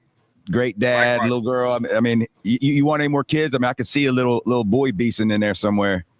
Man, you know what? I tell people, I said, man, God knew what he was doing by giving me a daughter, because I would be on him, boy. The same reason why I can't coach. You know, my daughter makes me soft. I love it. She makes me grounded, you know? Yeah, I hear you, man. Who knows, man? Who knows? I hear you. All right, brother. Well, thank you for joining us, man. We'll get you on soon. Have a good day. Enjoy it, buddy. Love, peace. All right. Thanks, John. That was great, man. He loves some football, man. Yeah, he does. I still think you could probably stick him out there, and he looks like he still get after and play. No doubt. I mean, every time we talk to a linebacker now, I start thinking, you think they've got a little time left where we could get him on for the Panthers and be a little tryout? Absolutely. Why don't we give a little recap where we're at? So we were all over for a bit. John was kind enough to pop on with us, and we were just starting to talk a little NFL. Brought up the Rams and Eagles game this weekend. Eagles are -3.5. Both teams come in undefeated. And the stat that really surprised me was that after 2 games, Jalen Hurts only has 2 passes longer than 10 yards. Yeah. And their fans are crazy about it. Not Kevin. Kevin's just happy to have the W's, which I would be as well. If you're winning and he only has done that so far, I think that's a pretty good sign of what's to come. I would expect them, by the way, to open it up a little more against the Rams. I know what's on your mind is football, but my mind, you want to talk about thinking food, about don't mothers. you? See, I know. We've got Robert here. sitting over here who's going to join us in a second. Yeah. One of the owners of menu Mothers. items. We're over here on the television. They got us big time over here. They do. We're broadcasting live here from Mothers right over here on Park Road Shopping Center. And I'm going to tell you, it is arguably some of the best food It's great that I've seen. And you know what makes them special is that every plate that I've eaten here is different than any place else I've eaten. Yeah. Right. So there's something that makes me want to come back on every menu item on the menu that I've tried. And their portions are so big that you always have some to take home with you for the next day. And what I really like about what the guys here do is they're very charitable. They tie into the community, they tie into charities, and it's not something they do just because it sounds good. They truly believe in it. They do it at their other restaurants around the country. So if you haven't been here yet, come on by today or this weekend. They have a great brunch. They serve brunch all day long, by the way, regardless of what time you come. They got a great bar, great TVs, great pastas. I mean, their chicken and shrimp Cajun pasta was one of the best I've ever had. You said their chicken and waffles is the best. Their fried chicken was, I think, some of the best I've ever had, and that's saying something from the South. Their mac and cheese, you saw them bring out the portion of that when we were here Sunday, and it was like a huge melting skillet of It's literally crack and cheese. It's unbelievable. So Yeah, the food's phenomenal. And we'll get Robert on here in a little bit to tell you a little bit more about the menu and that's just to mention just some of the menu items, but it's super kid friendly. They have an ice cream corner, ice cream over parlor, here, and also dog. It's great for the dog. So an outdoor area if you want to come out and enjoy Eagle fan friendly, weather. which I'm not so sure about that, but they are Philadelphia Eagle fan friendly too. Eagles, Rams, we're going to make that pick in our pick, so hang on to that. But it should be a great game. Rams gave Eagles all they wanted in the playoffs. Two undefeated teams, that are butting up against each other. I think the Eagles are still the best team in football. I agree. It doesn't mean they're going to win every game. It takes one or two plays here or there, to decide a game, but I think they're the most consistent. They have the biggest offensive line. They have an unstoppable play on fourth and short. It's literally extending drives, and you have 2 plays to get, you have 3 plays to get 9 yards, or even 8 yards, and they can, get the 2. It's unstoppable, and everybody's trying to mimic that play. They've talked about outlawing it in football, but what they can't mimic is 6'6", 360 pounds, and that's the size of these offensive linemen that have and a big quarterback who can squat 800 pounds. Yeah. They have a running back at quarterback who's probably the strongest at his position. They have guys up front that are going to move guys, and they're smart guys that can jump the snap count. And I know everybody's talking about that millisecond that you're talking about between the ball moving and the players moving. It's simultaneous, and referees are never going to call that. So it's an advantage, absolutely. If you want to mimic that, you got to go get 6'5", 6'6", 360 pound guys up front. If everybody could do it, trust me, it's a copycat league. They be doing it. They've tried. They just can't do it. Yeah, I'm with you. Let's move on to Kansas City at the Giants. Both teams coming in at 0-2. The conspiracy theorists think there's no way in hell the NFL is going to let Kansas City go 0-3. I don't know if the Giants have a whole lot they can do about it. I do think Giants played well against the Cowboys offensively. Russell Wilson looked like he was still in Seattle in his prime. He played great. The Giants definitely have some weapons on offense. Scatterboo is now kind of taking over that running back position, and he brings that attitude and just a tough runner, knocking over people. But their defense couldn't get a stop when they needed it, and was a sieve. So this defensive line we hear everybody talk about with the Giants, who a lot of people think could be one of the best in the NFL. Dexter Lawrence has yet to show up to a game this year. He's been awful. Brian Burns, on the other hand, has been incredible. The best football I've seen Brian Burns play in his career. He's been incredible. The rookie Abdul Carter's been off to kind of a shaky start, and then Thibodeau has been okay. So we'll see if they can give Patrick Mahomes and those boys something. I would love to see the Chiefs go 0-3, and that's not just because I'm a Giants fan. I'm done with the Chiefs. I'm ready for them to go bye-bye. Yeah, I think not having Worthy has been a big loss. They say he's probably going to play this weekend, so that'll help. And he's questionable going into the game, but I think before the season he was a big part of their explosiveness and game plan of stretching the field and allowing the backs out of the backfield and Travis Kelce to eat underneath. Yep. As you just heard Beason talk about, those cover twos that a lot of teams are playing, that middle linebacker turns and burns with the tight end or whoever the middle of the field player to try to get that deep third covered. Yep. And it leaves that little middle of the field wide open and susceptible to those tight ends or backs out of the backfield. And it's something they haven't been able to take advantage of, because that was their guy that they expected to do that. And on top of that,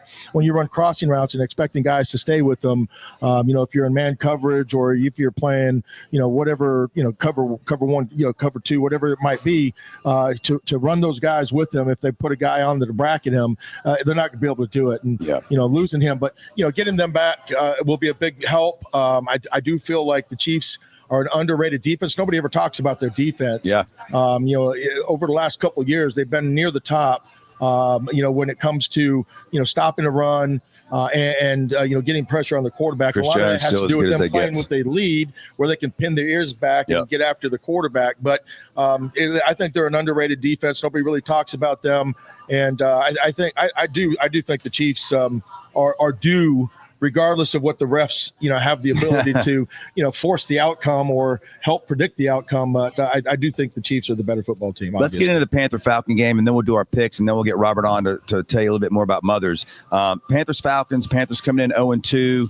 Both games they've gotten off to slow starts, gotten a hole due to turnovers. Did show, and Beason alluded to it, they did show a lot of fight last week and coming back and having a chance to win at the end of the game. The question is, how much of that was improvement, or how much of that was the fact that Arizona kind of laid back and made their game plan became a lot easier? Arizona fell asleep. Yeah, it seemed like they did, because that last drive when they woke up again, we didn't do a thing. I think we didn't even complete a pass. So the few things about this Falcon game that I'm excited about with the Panthers this weekend is watching the young kids. I think these rookies on both teams are going to have a huge impact on the game. Atlanta's defense was almost as bad as the Panthers last year, and they went into this offseason to rebuild their defense, as did the Panthers.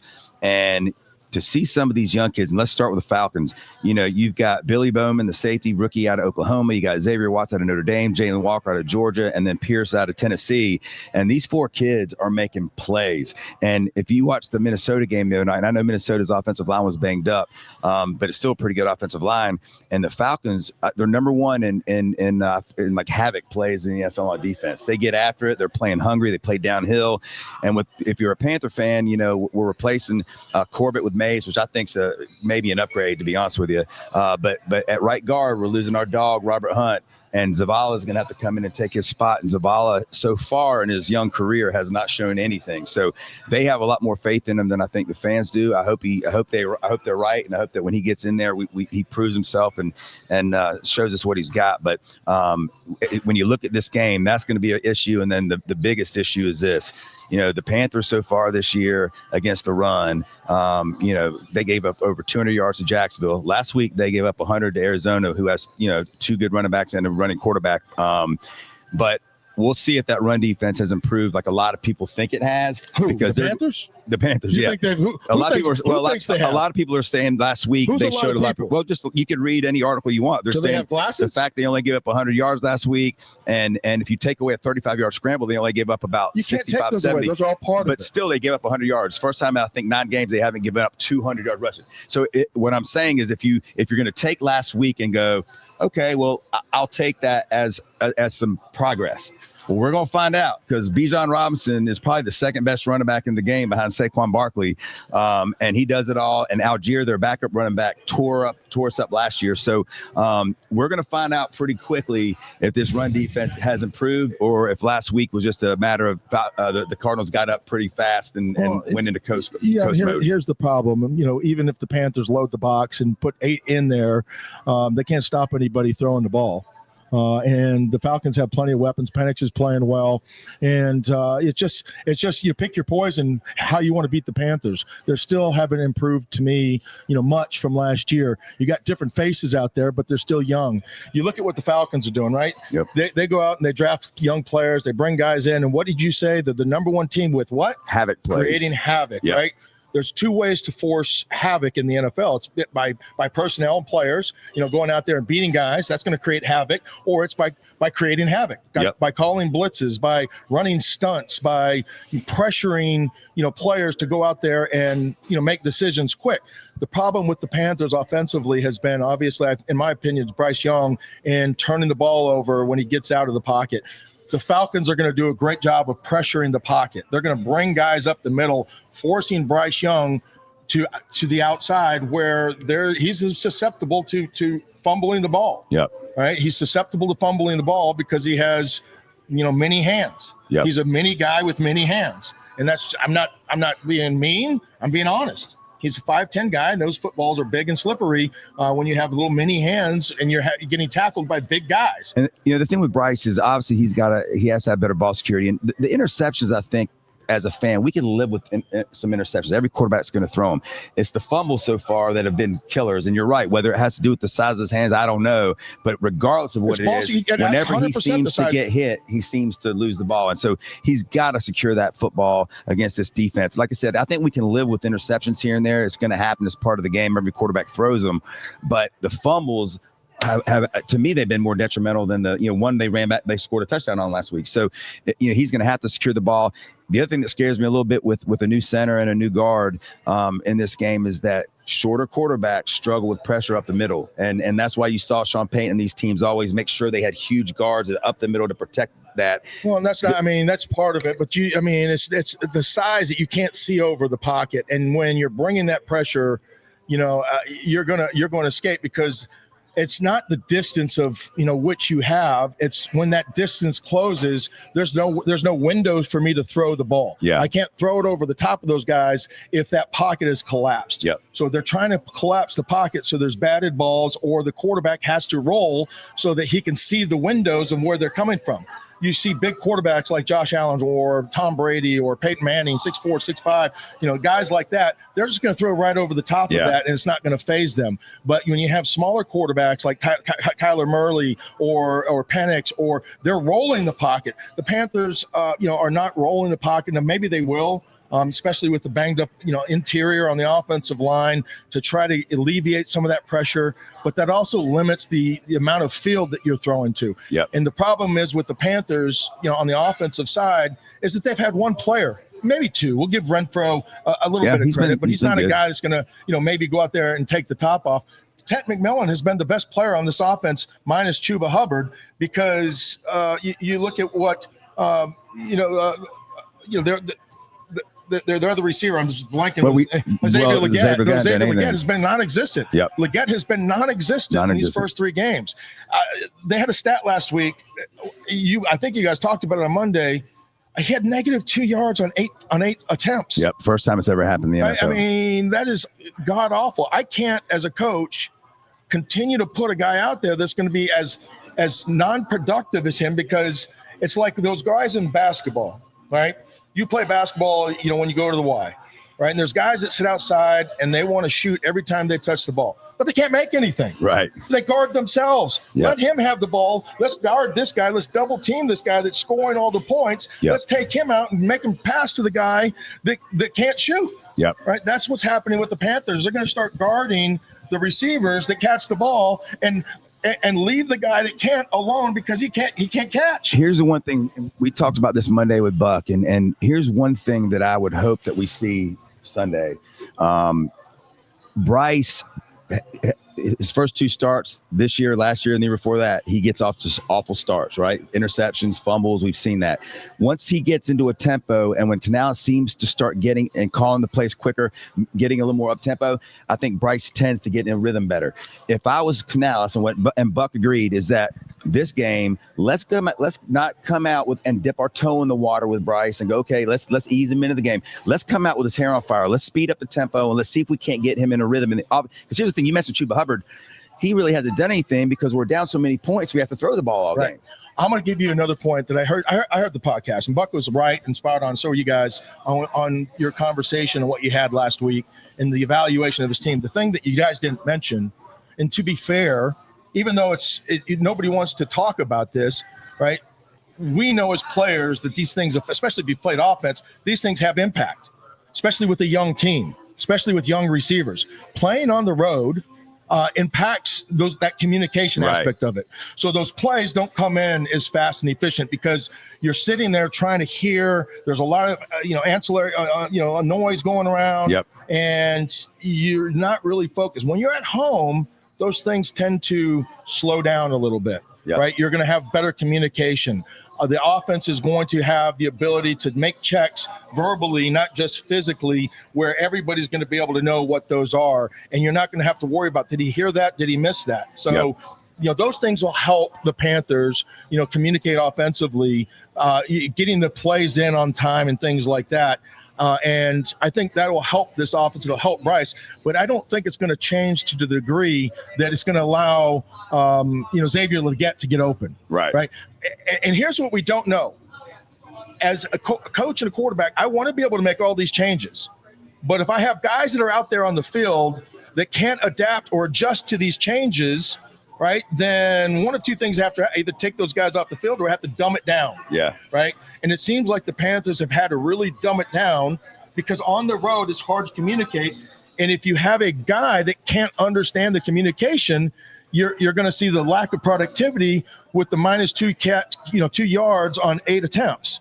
So hopefully that will help this offense be more efficient as you come home and you're playing in front of your home crowd. But that could change very quickly if more of the same continues to happen. No doubt. Let's jump into our picks. I know we're running out of time, and I still want to get Robert, one of the owners of Mothers, in here to talk a little bit about more about their menu and their beliefs and all that stuff. Like I said, they're very big with charitable events and things like that. But let's get the picks real quick. You're 14-11 on the year. I'm 11-14. We both were 4-6 last week, so we're awful last week. We were not good. This week there's some fun games though that I'm looking forward to. Carolina, Central Florida. Central Florida is -7.5. Who you got? I'm just not a big believer in Carolina. They've tackled better. They've played worse teams. Now they're playing a team with athletes.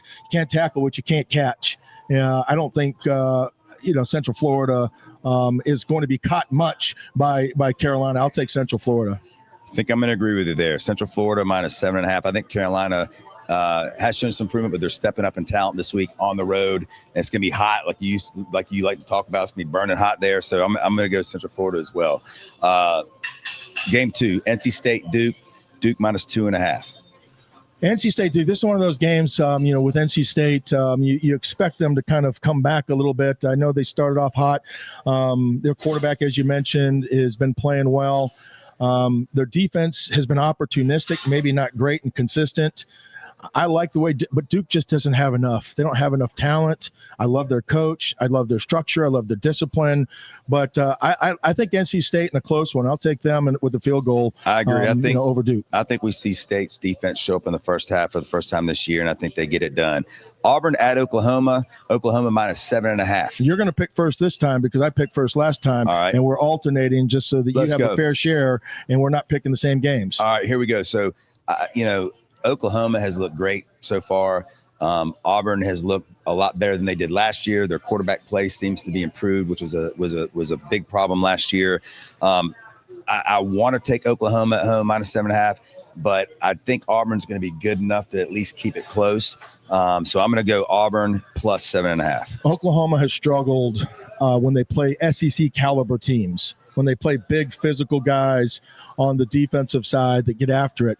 Oklahoma, as Beast was talking about earlier, kind of is one of those powder puff teams that have athletes everywhere that love to throw around, love to throw it around the yard and spread it around everywhere. But when it comes to hitting people in the mouth, the teams that have hit Oklahoma in the mouth have been able to be the teams that have beat them. I think Auburn may not only cover, they may win. I mean, it wouldn't surprise me. That's a really good matchup early in the season for both teams. I'm taking Auburn. Gotcha. We're both there. Michigan at Nebraska, and you pick first two. I'll pick this one too. To be fair, this is my game of the week, and I think Nebraska. Maybe it's my disdain, for Matt Rule. Like I said, he's a toxic ex that is narcissistic and has all these feelings that I just can't stand as a man, or I don't even know how to deal with as a man. But that's the Nebraska Cornhuskers and Matt Rule. But I just don't think when they play good quality opponents, with a lot of talent, that they're going to be able to stand up. Their quarterback has been okay, but this is big boy football. They're not playing the Sisters of the Poor. They're stepping up in caliber. I'm taking Michigan -2. I'm going to go to Nebraska. Like I said, I think in year 2 and 3, Matt Rule always seems to make a lot of progress. I love the way they play. I love the way he's coaching right now. I do think that Michigan's quarterback, Underwood, we're going to see him run a lot more than we've seen him do it so far, and he can run. So I think that's going to be a weapon we haven't seen them use that they're going to use. But I do think Matt Rule's going to have this team ready. And like I said, this is a put your flag in the ground game. If Matt Rule wants to tell everybody that we're back, this is the game to do it. I'm going to go with Nebraska +1.5. So we're different on that game. We're different on that one. South Carolina at Missouri. Missouri -9.5. It does look like Sellers is going to play. I think the reason why the line is so big is because of the uncertainty of whether Sellers was going to be in or not, and how healthy is he going to be. He's not played great throwing the ball. They're starting to develop, some other players. Number 8 that they have is world-class track speed. Yep. And when he touches the ball, he makes your eyes jump for sure. If they can find a way to get him the ball, he can have a big play in a kickoff return, a punt return, something like that. I think South Carolina, really plays harder this week than they did last week. Missouri last year killed them.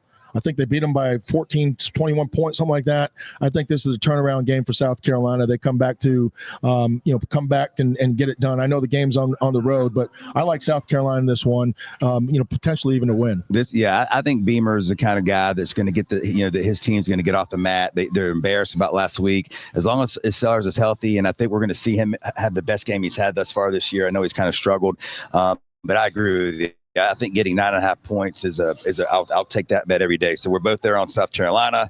Florida at Miami minus 9.5. We just talked about that game a lot with Jon Beason and about Miami's program in particular. Florida did just play a very hard game against LSU after losing to South Florida. They come in with 2 losses in a row. But in this game, I got to go with the offensive and defensive line. And Miami, to me, has had the best at both of those that I've seen in college football this year.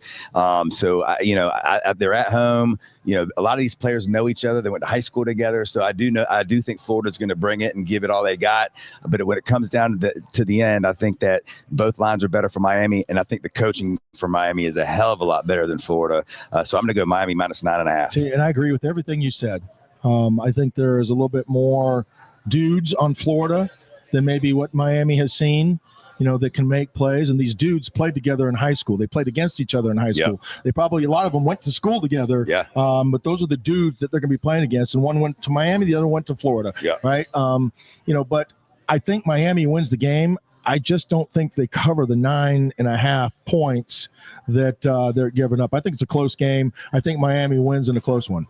So, but you got. I'm taking Florida. Florida with the points. Gotcha. All right, let's move on. Now we're going to do a little NFL real quick. Kansas City at the Giants. Both teams coming in at 0-2. This is a night game in New York. Kansas City minus 6.5. I like the way the Giants played last week offensively. They look great. I don't know if Russell Wilson was just in a time lapse or something. I don't know what happened, but he looked fantastic. I do think offensively they'll still be able to move the ball this week. I don't know if their defense is going to be able to do enough. They certainly didn't against Dallas. 6.5 is a lot of points, and I do think this will be a close game. I'm going to take the Giants plus 6.5. Well, I'm going to tell you this. The nice thing about having handicappers on our shows is they give you a lot of great stats and facts about teams and their trends and their history. Kansas City, over the last 3 years when Mahomes has been there, 4 years when Mahomes has been there, have not covered the spread more than any team in the NFL. They're the most inflated team in football because of Mahomes. Yeah. Right. But they will also tell you these kind of contrasting facts. They will also tell you if the team that wins covers the spread, probably 70% of the time. Yeah. So which one is going to stand true here? Is it going to be that Kansas City is inflated, or is it going to be that the winning team covers the spread? Yeah. So if that's the case, then the Giants would have to win to cover the spread because they could potentially do that. The game's in New York. Kansas City is 0-2. Teams that have lost the first 2 games historically have not done well making the playoffs, but I do think that this is the turnaround game for the Chiefs, and I will take them minus the 6. Right. Is it 6.5 or 6? 6.5. 6.5. We're different again there. Oh gosh, it's a big number, but I'm still taking the Chiefs. I think they win by a tutty. Pittsburgh at New England. Pittsburgh coming off an embarrassing loss at home to Seattle. Pittsburgh's defense has been bad through 2 games. Aaron Rodgers has been solid for sure. Bonehead play on a kickoff cost them last week, a touchdown that kind of, let the game get away from them. But they go to New England, who's coming off a big road win last week. Drake May played really well. Kickoff return in that game is what kind of set New England up. But Pittsburgh's minus 1.5 at New England. Yeah, the road team, probably doesn't fare well, getting the points. Obviously the 3 New England. This isn't the Tom Brady-led New England Patriots. They've had a little bit of success with Drake May. I like Drake May. I root for Drake May. But I think the Steelers are a better football team. Tomlin has went to the playoffs. Every year he's been a head coach. They haven't won a playoff game in quite some time, but they get there. Yeah. And these are the types of games that they win to get there with. So, they're playing a conference game. And I like the Steelers. I like them by a field goal. and a last-second field goal to win the game.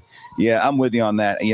Their defenses look really bad, but I got to believe that Tomlin this week's going to make some tweaks. And New England's still young. Look, I think they're on the right path. I think Vrabel is a great coach. I think Drake May is one of the best future quarterbacks that we're going to have in this league. But I do think they're young. The Raiders have already won in New England and beat them the first game of the year. So I think Pittsburgh's going to go in, get a victory, and get back on the right track. Next, let's do the Rams and Philadelphia.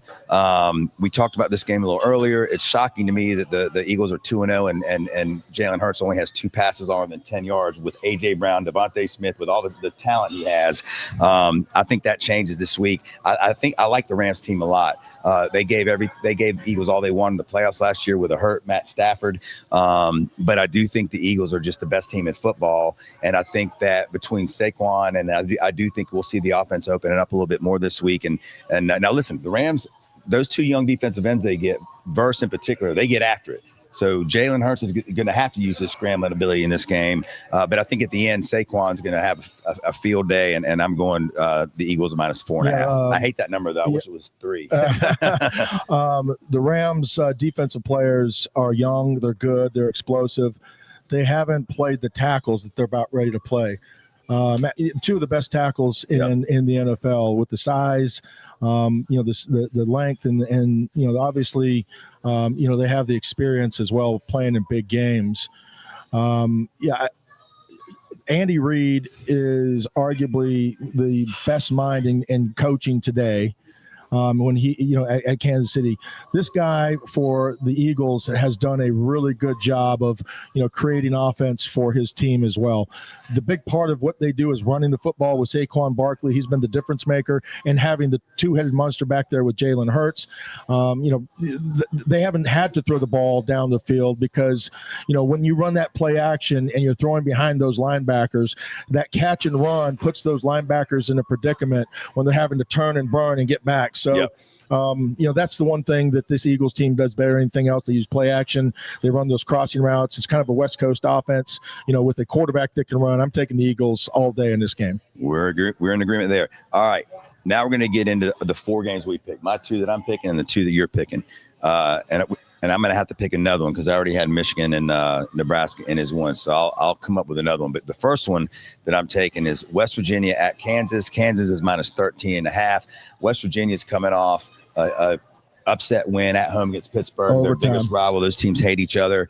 And I think that West Virginia is not a very good team yet. I think Rich Rod is going to probably get them there. And I saw an interview with him on Pat McAfee this week that was hilarious, where he was talking about this jumbo set that they ran. And McAfee was like, I hadn't seen you run that before. And he goes, well, football is about big guys moving other guys. And I thought, we've got all these fat guys. And he's like, I don't know if I'm allowed to call them fat, but they're fat. And matter of fact, he goes, our quarterback's actually a little fat for a quarterback. And I'm trying to find another fat guy that can run the ball. And then we're going to call that thing fat. It was pretty funny. I think they're going to go in flat. And I think that Kansas is a good football team. They were beating Missouri at Missouri all game, and Missouri ended up coming back at the end and winning. But I think Kansas is going to wear them out. This is my favorite bet of the weekend. So I would bet opposite of that since I'm 11-14, but I love Kansas at home, and I think they're going to wear West Virginia out. Who's the other teams? I don't even remember what teams I picked. Well, you pick that game first, and then we'll get to yours. Oh, no, you don't pick this game. I'm not picking your games. Okay, so I'll get me another game while you go. Your first game was Texas Tech at Utah. Utah's -3. Yeah, Utah at home is a completely different animal. They play great defense, and Texas Tech is another defensive team. I think if I really could choose, and which I should have, is taking the under in this game.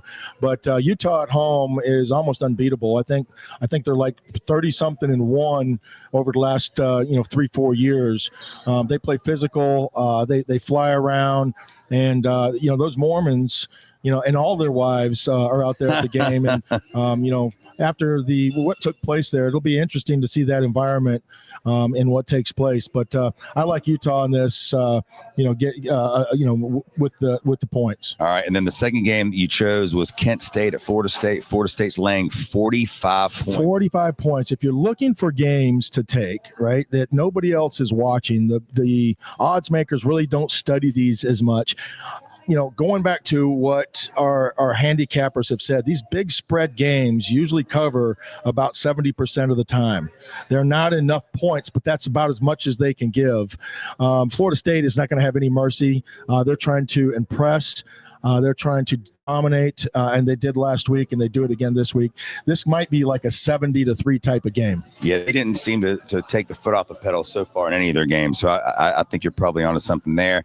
And then the last game I'm going to pick, and then we're going to pick the Panther game together. But I'm going to do the Chargers are at home against Denver, -2.5. Chargers are coming off a win this weekend, or excuse me, Monday night, and look really good doing it. That was my surprise team of the year. And I know Harbaugh and coach. I know Khalil Mack is out, but Denver to me, and I've watched both their first games. They've looked a little shaky. Nick's looks like he's not quite as sharp as I think he's going to be. He's thrown some bad interceptions, and I agree with you. I think the Chargers are in the conversation for definitely top 5 team in football right now, and laying 2.5 at home. I'll take that all day long. So I'm going to take the Chargers. And then last game, Falcons at the Panthers. The Panthers are getting 5.5 points. We talked about that game earlier. Home opener for the Panthers. What you got? This is either going to be Bryce Young's coming out game or Bryce Young's go to the bench game. Right. And same thing with Xavier Legette. I'm not sure how much he's going to, play in this game, but it is at home. I think they'll be a little bit more efficient on offense, but I don't think they're going to match, or be able to stop, the running game of with Atlanta and what they're able to do. I think defensively they're young. They're going to play, with what did you call it? Chaos? Havoc. They're going to wreak havoc on the Panthers offensive line. Being new, the communication is going to break down. I think this is a 10-point game for Atlanta. This is where I have to battle my heart, right? Because I want the Panthers to win this game badly. I can't stand the Falcons. We beat them in a shootout last year at the end of the season. Bryce had one of his best games ever. This is an interesting stat. This will be the first third game of a season Bryce Young has played. If you remember, the first year he was hurt in the third game, and I believe it was at Seattle. And then last year he got benched. So this is his first third game of the year. He looked great. It'll be his last third game of the year. Well, he was great. Once we got from behind, he threw the ball great. He made some great passes. The offensive line does scare me because Arizona, when they wanted to, seemed to do whatever they wanted to. I do hope that we can get off to a good start because I do think then we can establish Chuba, who we both like a lot.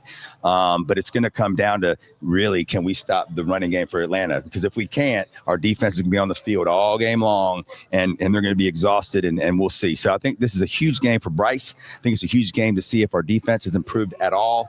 And I think that, there'll be a lot of Atlanta fans there, as we know. But I think I'm going to go with my heart here, and I think I'm going to take the 5.5 points. What? If I was betting it online, I would buy the hook. Remember, it's 11-14, people. Well, hey, listen, I'm not saying take it. I admitted that this That's is what you are saying. This is definitely a heart pick because I could give you more reasons why they won't cover than I can why they will. But I'm going to go with the Panthers and hope that I'm going to go right. right up on the Falcons now. Yeah, you should. I wouldn't. Matter of fact, you should bet the opposite of every game I took. We're going to take a quick break. When we come back, we're going to have Robert, one of the owners of Mothers here in Park Road Shopping Center. Again, I know you heard Frank and I talk about it some, but we're not blowing smoke. No. And we've Just been offered to take the show on the road several times, and we haven't quite done it yet. But when they wanted us to be here, we were like 100% because, number one, we know we're going to get fed I got well. Here early. Frank was here like 9:30 this morning. They got great cocktails. Their Bloody Mary. I don't drink Bloody Marys, but the Bloody Mary is the damnedest thing I've ever seen. It's humongous with all kinds of stuff sticking out of it. Sounds like me. Yeah, exactly. But we're gonna take a quick break. Bring Robert on after this, and then we'll be done for the day. We'll be right back. Welcome back to Suit Up Sports. I'm DJ the Suit Stout, along with Frank Garcia, and now I know this is something Frank's been very excited about because we're going to talk food. Robert, who is one of the owners of Mothers here in Park Road Shopping Center, you've heard us talk about him all morning, and Robert's going to join us now. Not only is he a restaurant and food guru, but he's also a big sports guy. And I told Frank before the show that you two are going to hit it off because you both are from the same area and know a lot, I'm sure, of the same people. West Coast is the best coast, baby. Yes, sir. I don't know about all that, but I'm 2 against 1, and I think y'all might get me. So, Robert, welcome to the show. You got the left side of the offensive line over here. That's right. I might even gain a few yards behind you guys. We might let a few people through on you, but it happens. Well, Robert, welcome to the show, but also welcome to Charlotte. Mothers is your first restaurant in North Carolina, and yes, I know you've told me about how that all came about, and you were lucky to find this great spot. If you're not familiar where Mothers is yet, it's a Park Road Shopping Center where Cantina used to be, but they totally gutted it, totally redid it. wide open, great bar, Bright, TVs beautiful. everywhere, garage doors open up to the front. Incredible bar area. Great bar area, and the food. TVs everywhere. Yeah, the food. So how's it going so far? It's going well. We're new to the market. Nobody really knows us yet. And it gives us a chance to perfect our product, kind of sharpen the stone, if you will, Yep. and get us ready. We've got our grand opening happening on October the 2nd. Yep. And I think we'll be ready for that. It's been a long process to get to this point. A lot of trials and tribulations through construction. Yep. And, hiring a lot of people, especially when you're new to market, can be difficult. Mm-hmm. But we're doing really well right now for what we're doing. And, most of the people that come in here love what we're doing. We're seeing a lot of the same faces, repeat people, a lot of returning guests, which is exactly what we want to see. So we're really blessed for that. No doubt about it. And when you look at the challenges in Charlotte, North Carolina, there's obviously a lot of them, but capturing those people is something that is hard to do, but I think it's really easy here. What's your biggest challenge? What's your biggest challenge here? Right now, our biggest challenge is finding great staff and getting people to know that we're here. Mm-hmm. Those two things right there are, that's the bane of every restaurant. Mm-hmm. Is trying to get your name out, banging the drum loud enough that people see you and hear you. And then employees, a lot of people in this business, they don't want to leave where they're working right now because they're making great money, and we're an unknown product to them right now.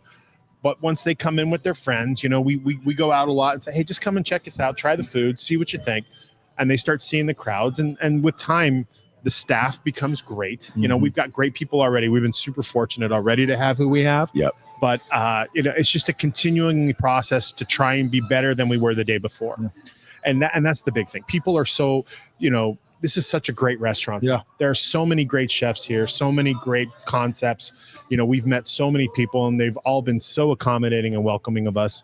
And, just being a part of that community can get you there partly, but the rest of the way is just beating the drum to get people to come in, pulling them off the street, going over to the movie theater and going, get over here. Right. Come have an appetizer and a cocktail. The one thing that I really like about Mother's is the menu. First of all, it has something for everybody. I mean, you can order breakfast from the time you open to the time you close, and their breakfast is unbelievable. The chicken and waffles, I really do think it's some of the best fried chicken I've ever had. Thank you. But the breakfast is great, and they serve it all morning, all day, all night. You've got an ice cream parlor over here for the kids, 8 different ice creams that I have tasted several of that are very good. And then you even have a menu, a part of the menu for dogs. You're very dog friendly. Kids. DJ likes to order for the kids. I did. I told my sister-in-law asked me last week, did he have a kids menu? And I said, yeah, it's right here. And I pointed to that, and she goes, DJ, that's the menu for the dogs. I'm like, oh, all right. Well, they do have a kids menu. We do. But it's very kid friendly, dog friendly. And then the other part that I really have appreciated from somebody who's been in Charlotte my entire life is you got, a lot of new businesses come in and they talk a good game about being a part of the community and giving back. And then you really don't see them do that. And you guys have been open, I believe, for a month. And I can't count the number of charitable events you do. You have a part of your menu that goes to charity. It's something that you guys actually believe in. And in 1 month, you've already, gotten involved with schools. I know Charlotte Catholic, where Frank's the head, one of the coaches. You've already gotten involved with them. So tell us why that's been important to you and where that comes from. Sure. So Pete and I are, we're good Catholic boys, for lack of a better term. And, we want to do good. Not just make money. We're in business. At the end of the day, we are here in business, and we're here to make money for ourselves and our investors. But if we can make money for other people and help the world at the same time, it's a win. And the more we've done it, the better you feel. Yep. When you're helping other people, and we just want to be a part of that. Our restaurants on the West Coast, we've raised over $1 million in 14 years for local charities, local GoFundMes, people going through it, having a time and needing some assistance.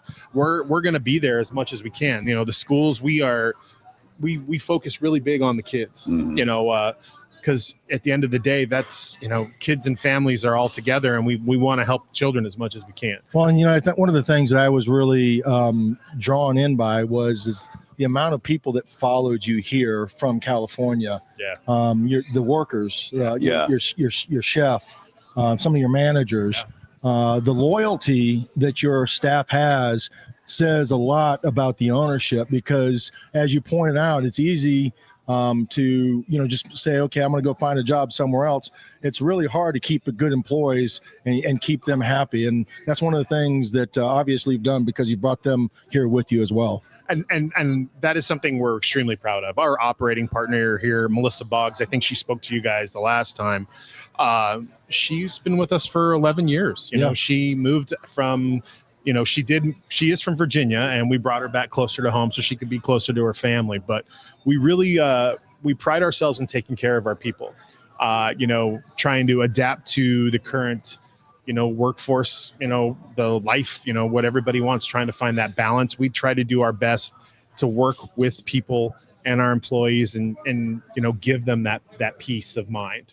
That where they're working is a good place. Well, that like Frank said, that I've owned restaurants and been in the restaurant business, and have clients that are restaurants, and that is uncommon to have people stay that long in the restaurant business, and that is shows how you guys treat your staff. And if you are looking for a job right now, I know you guys are looking for bartenders and servers and waiters and cooks. So come on in here, and I'm sure DJ's always looking for a good bartender. Exactly. It's hard to find, and it's not to work for it, so he can order from. Exactly. Well, I need somebody who gives me special attention, right? So I don't have to wait long for a drink, and I have not had to do that here thus far. So let's dive into the menu, because I mentioned you guys have something for everybody. Sure. We did a TV shot yesterday with Robert, and I watched him put together these burgers for the TV show, and we had about 5 minutes to put them together, and they looked like they were had been made for 2 hours. They look beautiful, and one has barbecue and bacon. I mean, Frank, you would have had a field day in there. I've seen them. There's not one. Listen, DJ, there's not one thing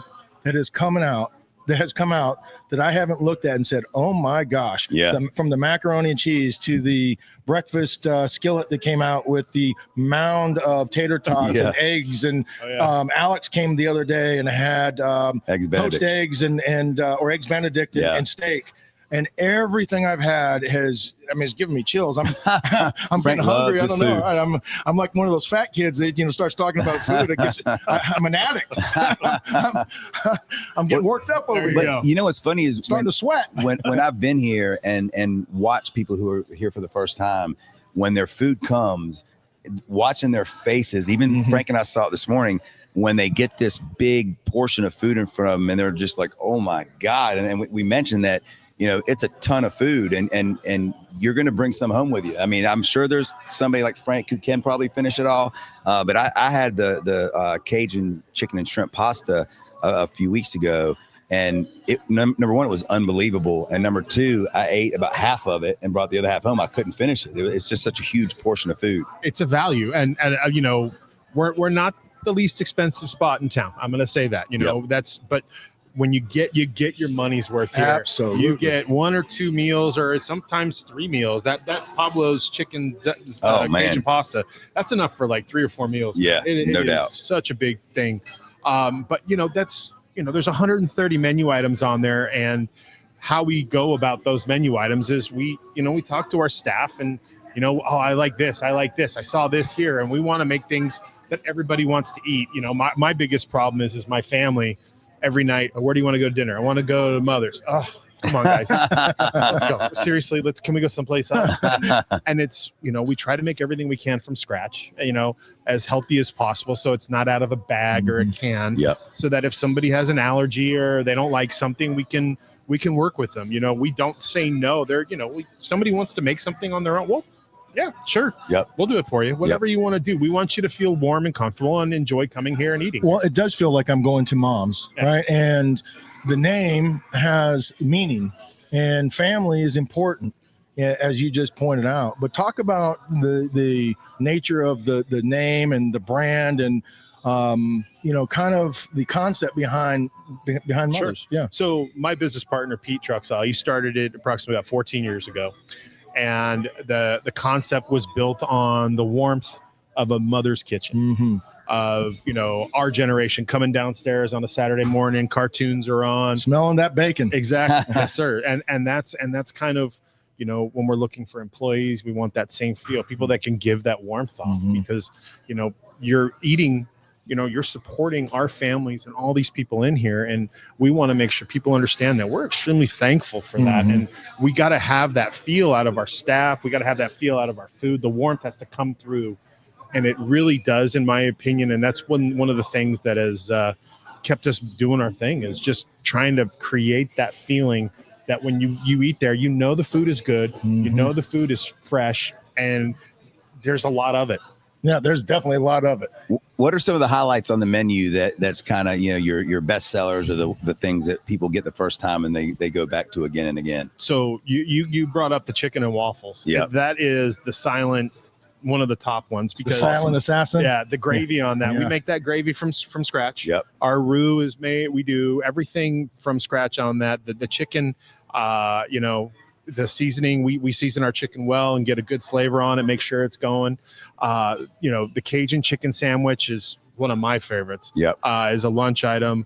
The any of the burgers, we use buns from the local bread baker, Pizza Baby. Yep. And those things are just killer. I mean, they're so good. Yep. And I mean, it's really hard to say what is a popular, because everything's doing really well. Yeah. Our steaks are hand cut, prime cut steaks, and we offer them at a really good price. And I'll take the Pepsi challenge against a lot of steakhouses as far as quality is concerned. We don't dress them up. We get them like you would make them at home, but we want people to have a good meal. Well, and for people that can't really see this on the camera, I'm sure we'll have some angles and views. Yeah, and we'll post some pictures as well. So we'll put some social media out there as well. But this ambiance, this bar area, the bourbon selection, the alcohol, the selection, the TVs, it's a great environment. We came here last Sunday and sat here, and I didn't want to leave because you have all the games on. You have a great environment. You have service right there. It's like you're sitting in the club section at the Panthers game, and you're getting served, to your table. And it really is unique. And you have an outdoor area as well where the dogs can come on a beautiful fall day or spring day. It's a great place to come and hang out. But it's really just the ambience of this place is really unique and incredible. Yeah, we've done a great job with integrating the sports bar a little bit. We have 17 televisions, 16 of them are 70s, and then we have a 100-inch in the private room for, if somebody wants to watch their own game, we can, put them in there with a bunch of their friends and, go to town. Our wings are second to none too. Great. I mean, there's some places in town that do some amazing stuff, but ours are pretty darn good as well. But, that's kind of, we wanted to create an environment where the family could come, that was welcoming for the family, bright. But if dad wanted to watch a game, he could watch a game. Yep. If mom wanted to read, she can read. If somebody needed to work at the bar, the music's on, but it's not too loud, so you can work at the bar. And, we want to hit all those marks. That outdoor patio, I haven't seen too many bars that are that wide open, that have those nice roll-up doors that you can sit out there. I mean, last night and came by and patio was packed. People were enjoying themselves. We have heaters out there and fans and trying to control all that and just have a good time. I mean, this is such a great shopping center, the Park Road Shopping Center. We were so fortunate to get this location, and the more people come and check us out, the more they'll come back again, and that's what we're trying to get right now. So Robert, we talked about the TVs and the sports part of it, and Robert also is a huge sports fan, and we were talking yesterday, and first of all, I know you're a huge Dodgers fan, and, yes, sir. And I want you to tell a couple stories, and I told Robert that I'm a big Mets fan, but that we don't talk baseball because we are rare. I love the Dodgers baseball. didn't start talking baseball until probably about 2 or 3 years ago. Let's be honest. They were just like the Mets. They have a great history, but we're not talking Tommy Lasorda in the 80s. Yes. We're talking O'Malley ownership time period back, 87, right. 88. I mean, they were the standard back then. But they were. Tell Frank, because you guys also, Frank grew up in the Arizona area and went to school at Washington, so obviously played.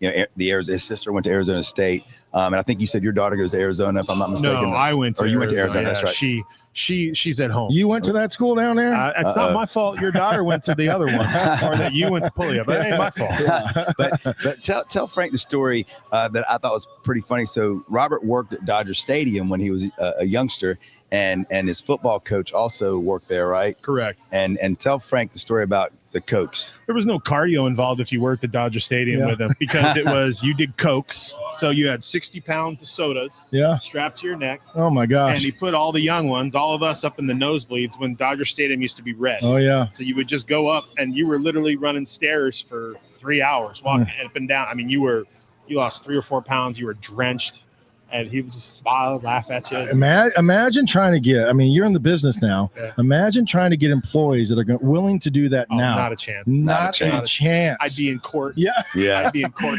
Left He hurt my neck. Well, They Robert- forced me to. Robert said that the football coach on days that there was a game wouldn't make the guys practice because he knew they were going to get so much cardio toting those 60-pound things of coke around. We do walk through. Yeah. And that was it. Yeah. And you can get a light lift in if you needed that, but you stretched. You did walk through. What high school did you go to down there? San Marino. San Marino. Where's that? So I'm Southern California, San Gabriel Valley. Okay, San Gabriel Valley. And then you went to college at U of A. Yes, sir. And you were there. Were you Desert Storm years? I was. Rob Those are great Waldrop, years. Tup Hayton. They had the Brewski. Singletary, Brewski. Yeah. Brewski was on those teams. They had arguably one of the best defenses in college football. And I remember going down there my junior year. We were ranked number 1 in the country. And I'm from Arizona, so I had a big following there.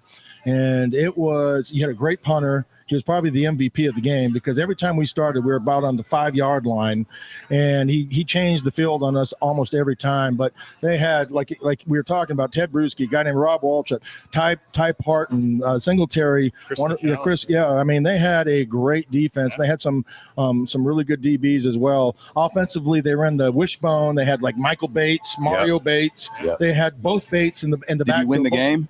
No, we lost. They lost. Yeah, we lost. It was Robert a close didn't want to bring one. that up. It was a I close was going to one. let him say it. Yeah, I know, but that was my memory, and I was kind of a little jaded because I wanted to go there, and I thought that I had a chance to maybe stay in state, and they really didn't offer. So I kind of wanted to kind of take it over. They never beat us again. There's only a year they beat us, and we beat them like 53. So We they beat them were number 53 nothing the first time, and then whatever it was the next time. But I remember those defenses and great atmosphere. It's a great place to watch college football game. Frank was also a 3-time Arizona State wrestling champion. So I was Arizona Athlete of the Year. yeah, he Were you a Sunkiss kid by chance? Wrestling? Yeah. No. I know who you're talking about though. I only wrestled in high school. I didn't really do it. I was too busy doing other sports. I played baseball. I played obviously football, but wrestling was just one of those things that I did. I've been doing it since I was a little kid. But the Sunkiss Kids are a very well-known wrestling organization out of Phoenix, and they do really well. But those are the glory days. I'm in the Arizona Hall of Fame now. Wow. And it's the glory days. I did a little bit of everything back then. Well, Brophy Prep, Shadow Mountain. Those are the teams we played. Brophy. Saguaro? Yeah. So no, I went to Maryville. Okay. So Maryville High School, we had Darren. We had a top-ranked team in the country. We had some great athletes. Darren Woodson played for the Cowboys. A guy named Felipe Sparks played for your Giants. A guy named Kevin Galbraith, who was the Gatorade Player of the Year in the nation. Every school in the country wanted him. He had to go to junior college. He went to Glendale, and then he went to Arizona State, transferred in there. But we were all on the same team. And we had another guy named Marcus Dixon, could probably pick his school. Football really wasn't his thing. He was more basketball. But, we just couldn't get over the hump and win the big one. Amphitheater, had some great teams. Amphi had a great team. You guys had some great. Some of the other teams down there had some great teams, but Saguaro, I think it was another one. Yeah, we had some battles. Robert broke some news for us, by the way. Jaden Daniels is not playing for the Redskins this weekend. So who do you root for now? I am a Miami Dolphins fan, unfortunately. Miami? How'd you Miami Dolphins? I lived in LA during the time period when there was no NFL. Yeah. And that's why I was in Phoenix. And in Arizona, the same thing. We didn't have the Cardinals came my senior year, and we didn't have a team. So it was either the Steelers, the Cowboys, the Rams. So all my family was Cowboy fans, and I couldn't stand that every Christmas and Thanksgiving was rooting for the Cowboys. I chose the Steelers. I couldn't go to Raiders games when I was a kid. We weren't allowed to because it wasn't a pleasant place. It was not. Stay away from that. Rams games I went to. I grew up around the corner from Merlin Olsen and his family, and there was a lot of Rams games that we would go and say hello. I mean, I very personable person, but for me it was I love Dan Marino. Yeah. Duper, all those guys. It was fun for me, and You know, They were probably the greatest show on turf before the greatest show on turf. Yeah. Well, you know what? They played hard last night. I mean, you know, the game got away from them at the end, but they did play hard last night. I think they saved their coach's job for another week or two.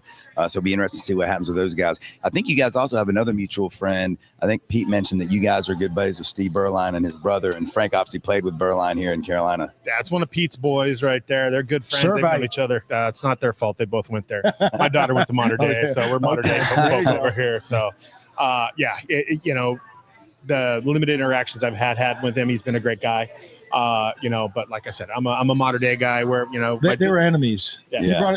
You brought up well, I'll say this could be a sore turf for some people. Yeah, well, I'll say this about Berline. He had the best basement bar I ever saw in my life. Frank lived in Valentine Country Club at the time, and so did Berline.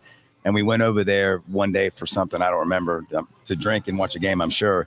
And I walked in this basement and I saw this bar, and I've never been to Ireland, but I could only think this is what it looked like. And sure enough, he shipped this bar in from Ireland. So it was all authentic.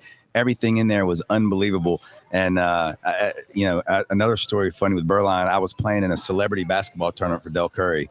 And I was on Berline's team and whatever. And I was like the only one that wasn't a professional athlete. So I thought I wasn't going to get the only other white guy on the court. And the only other white guy on the court.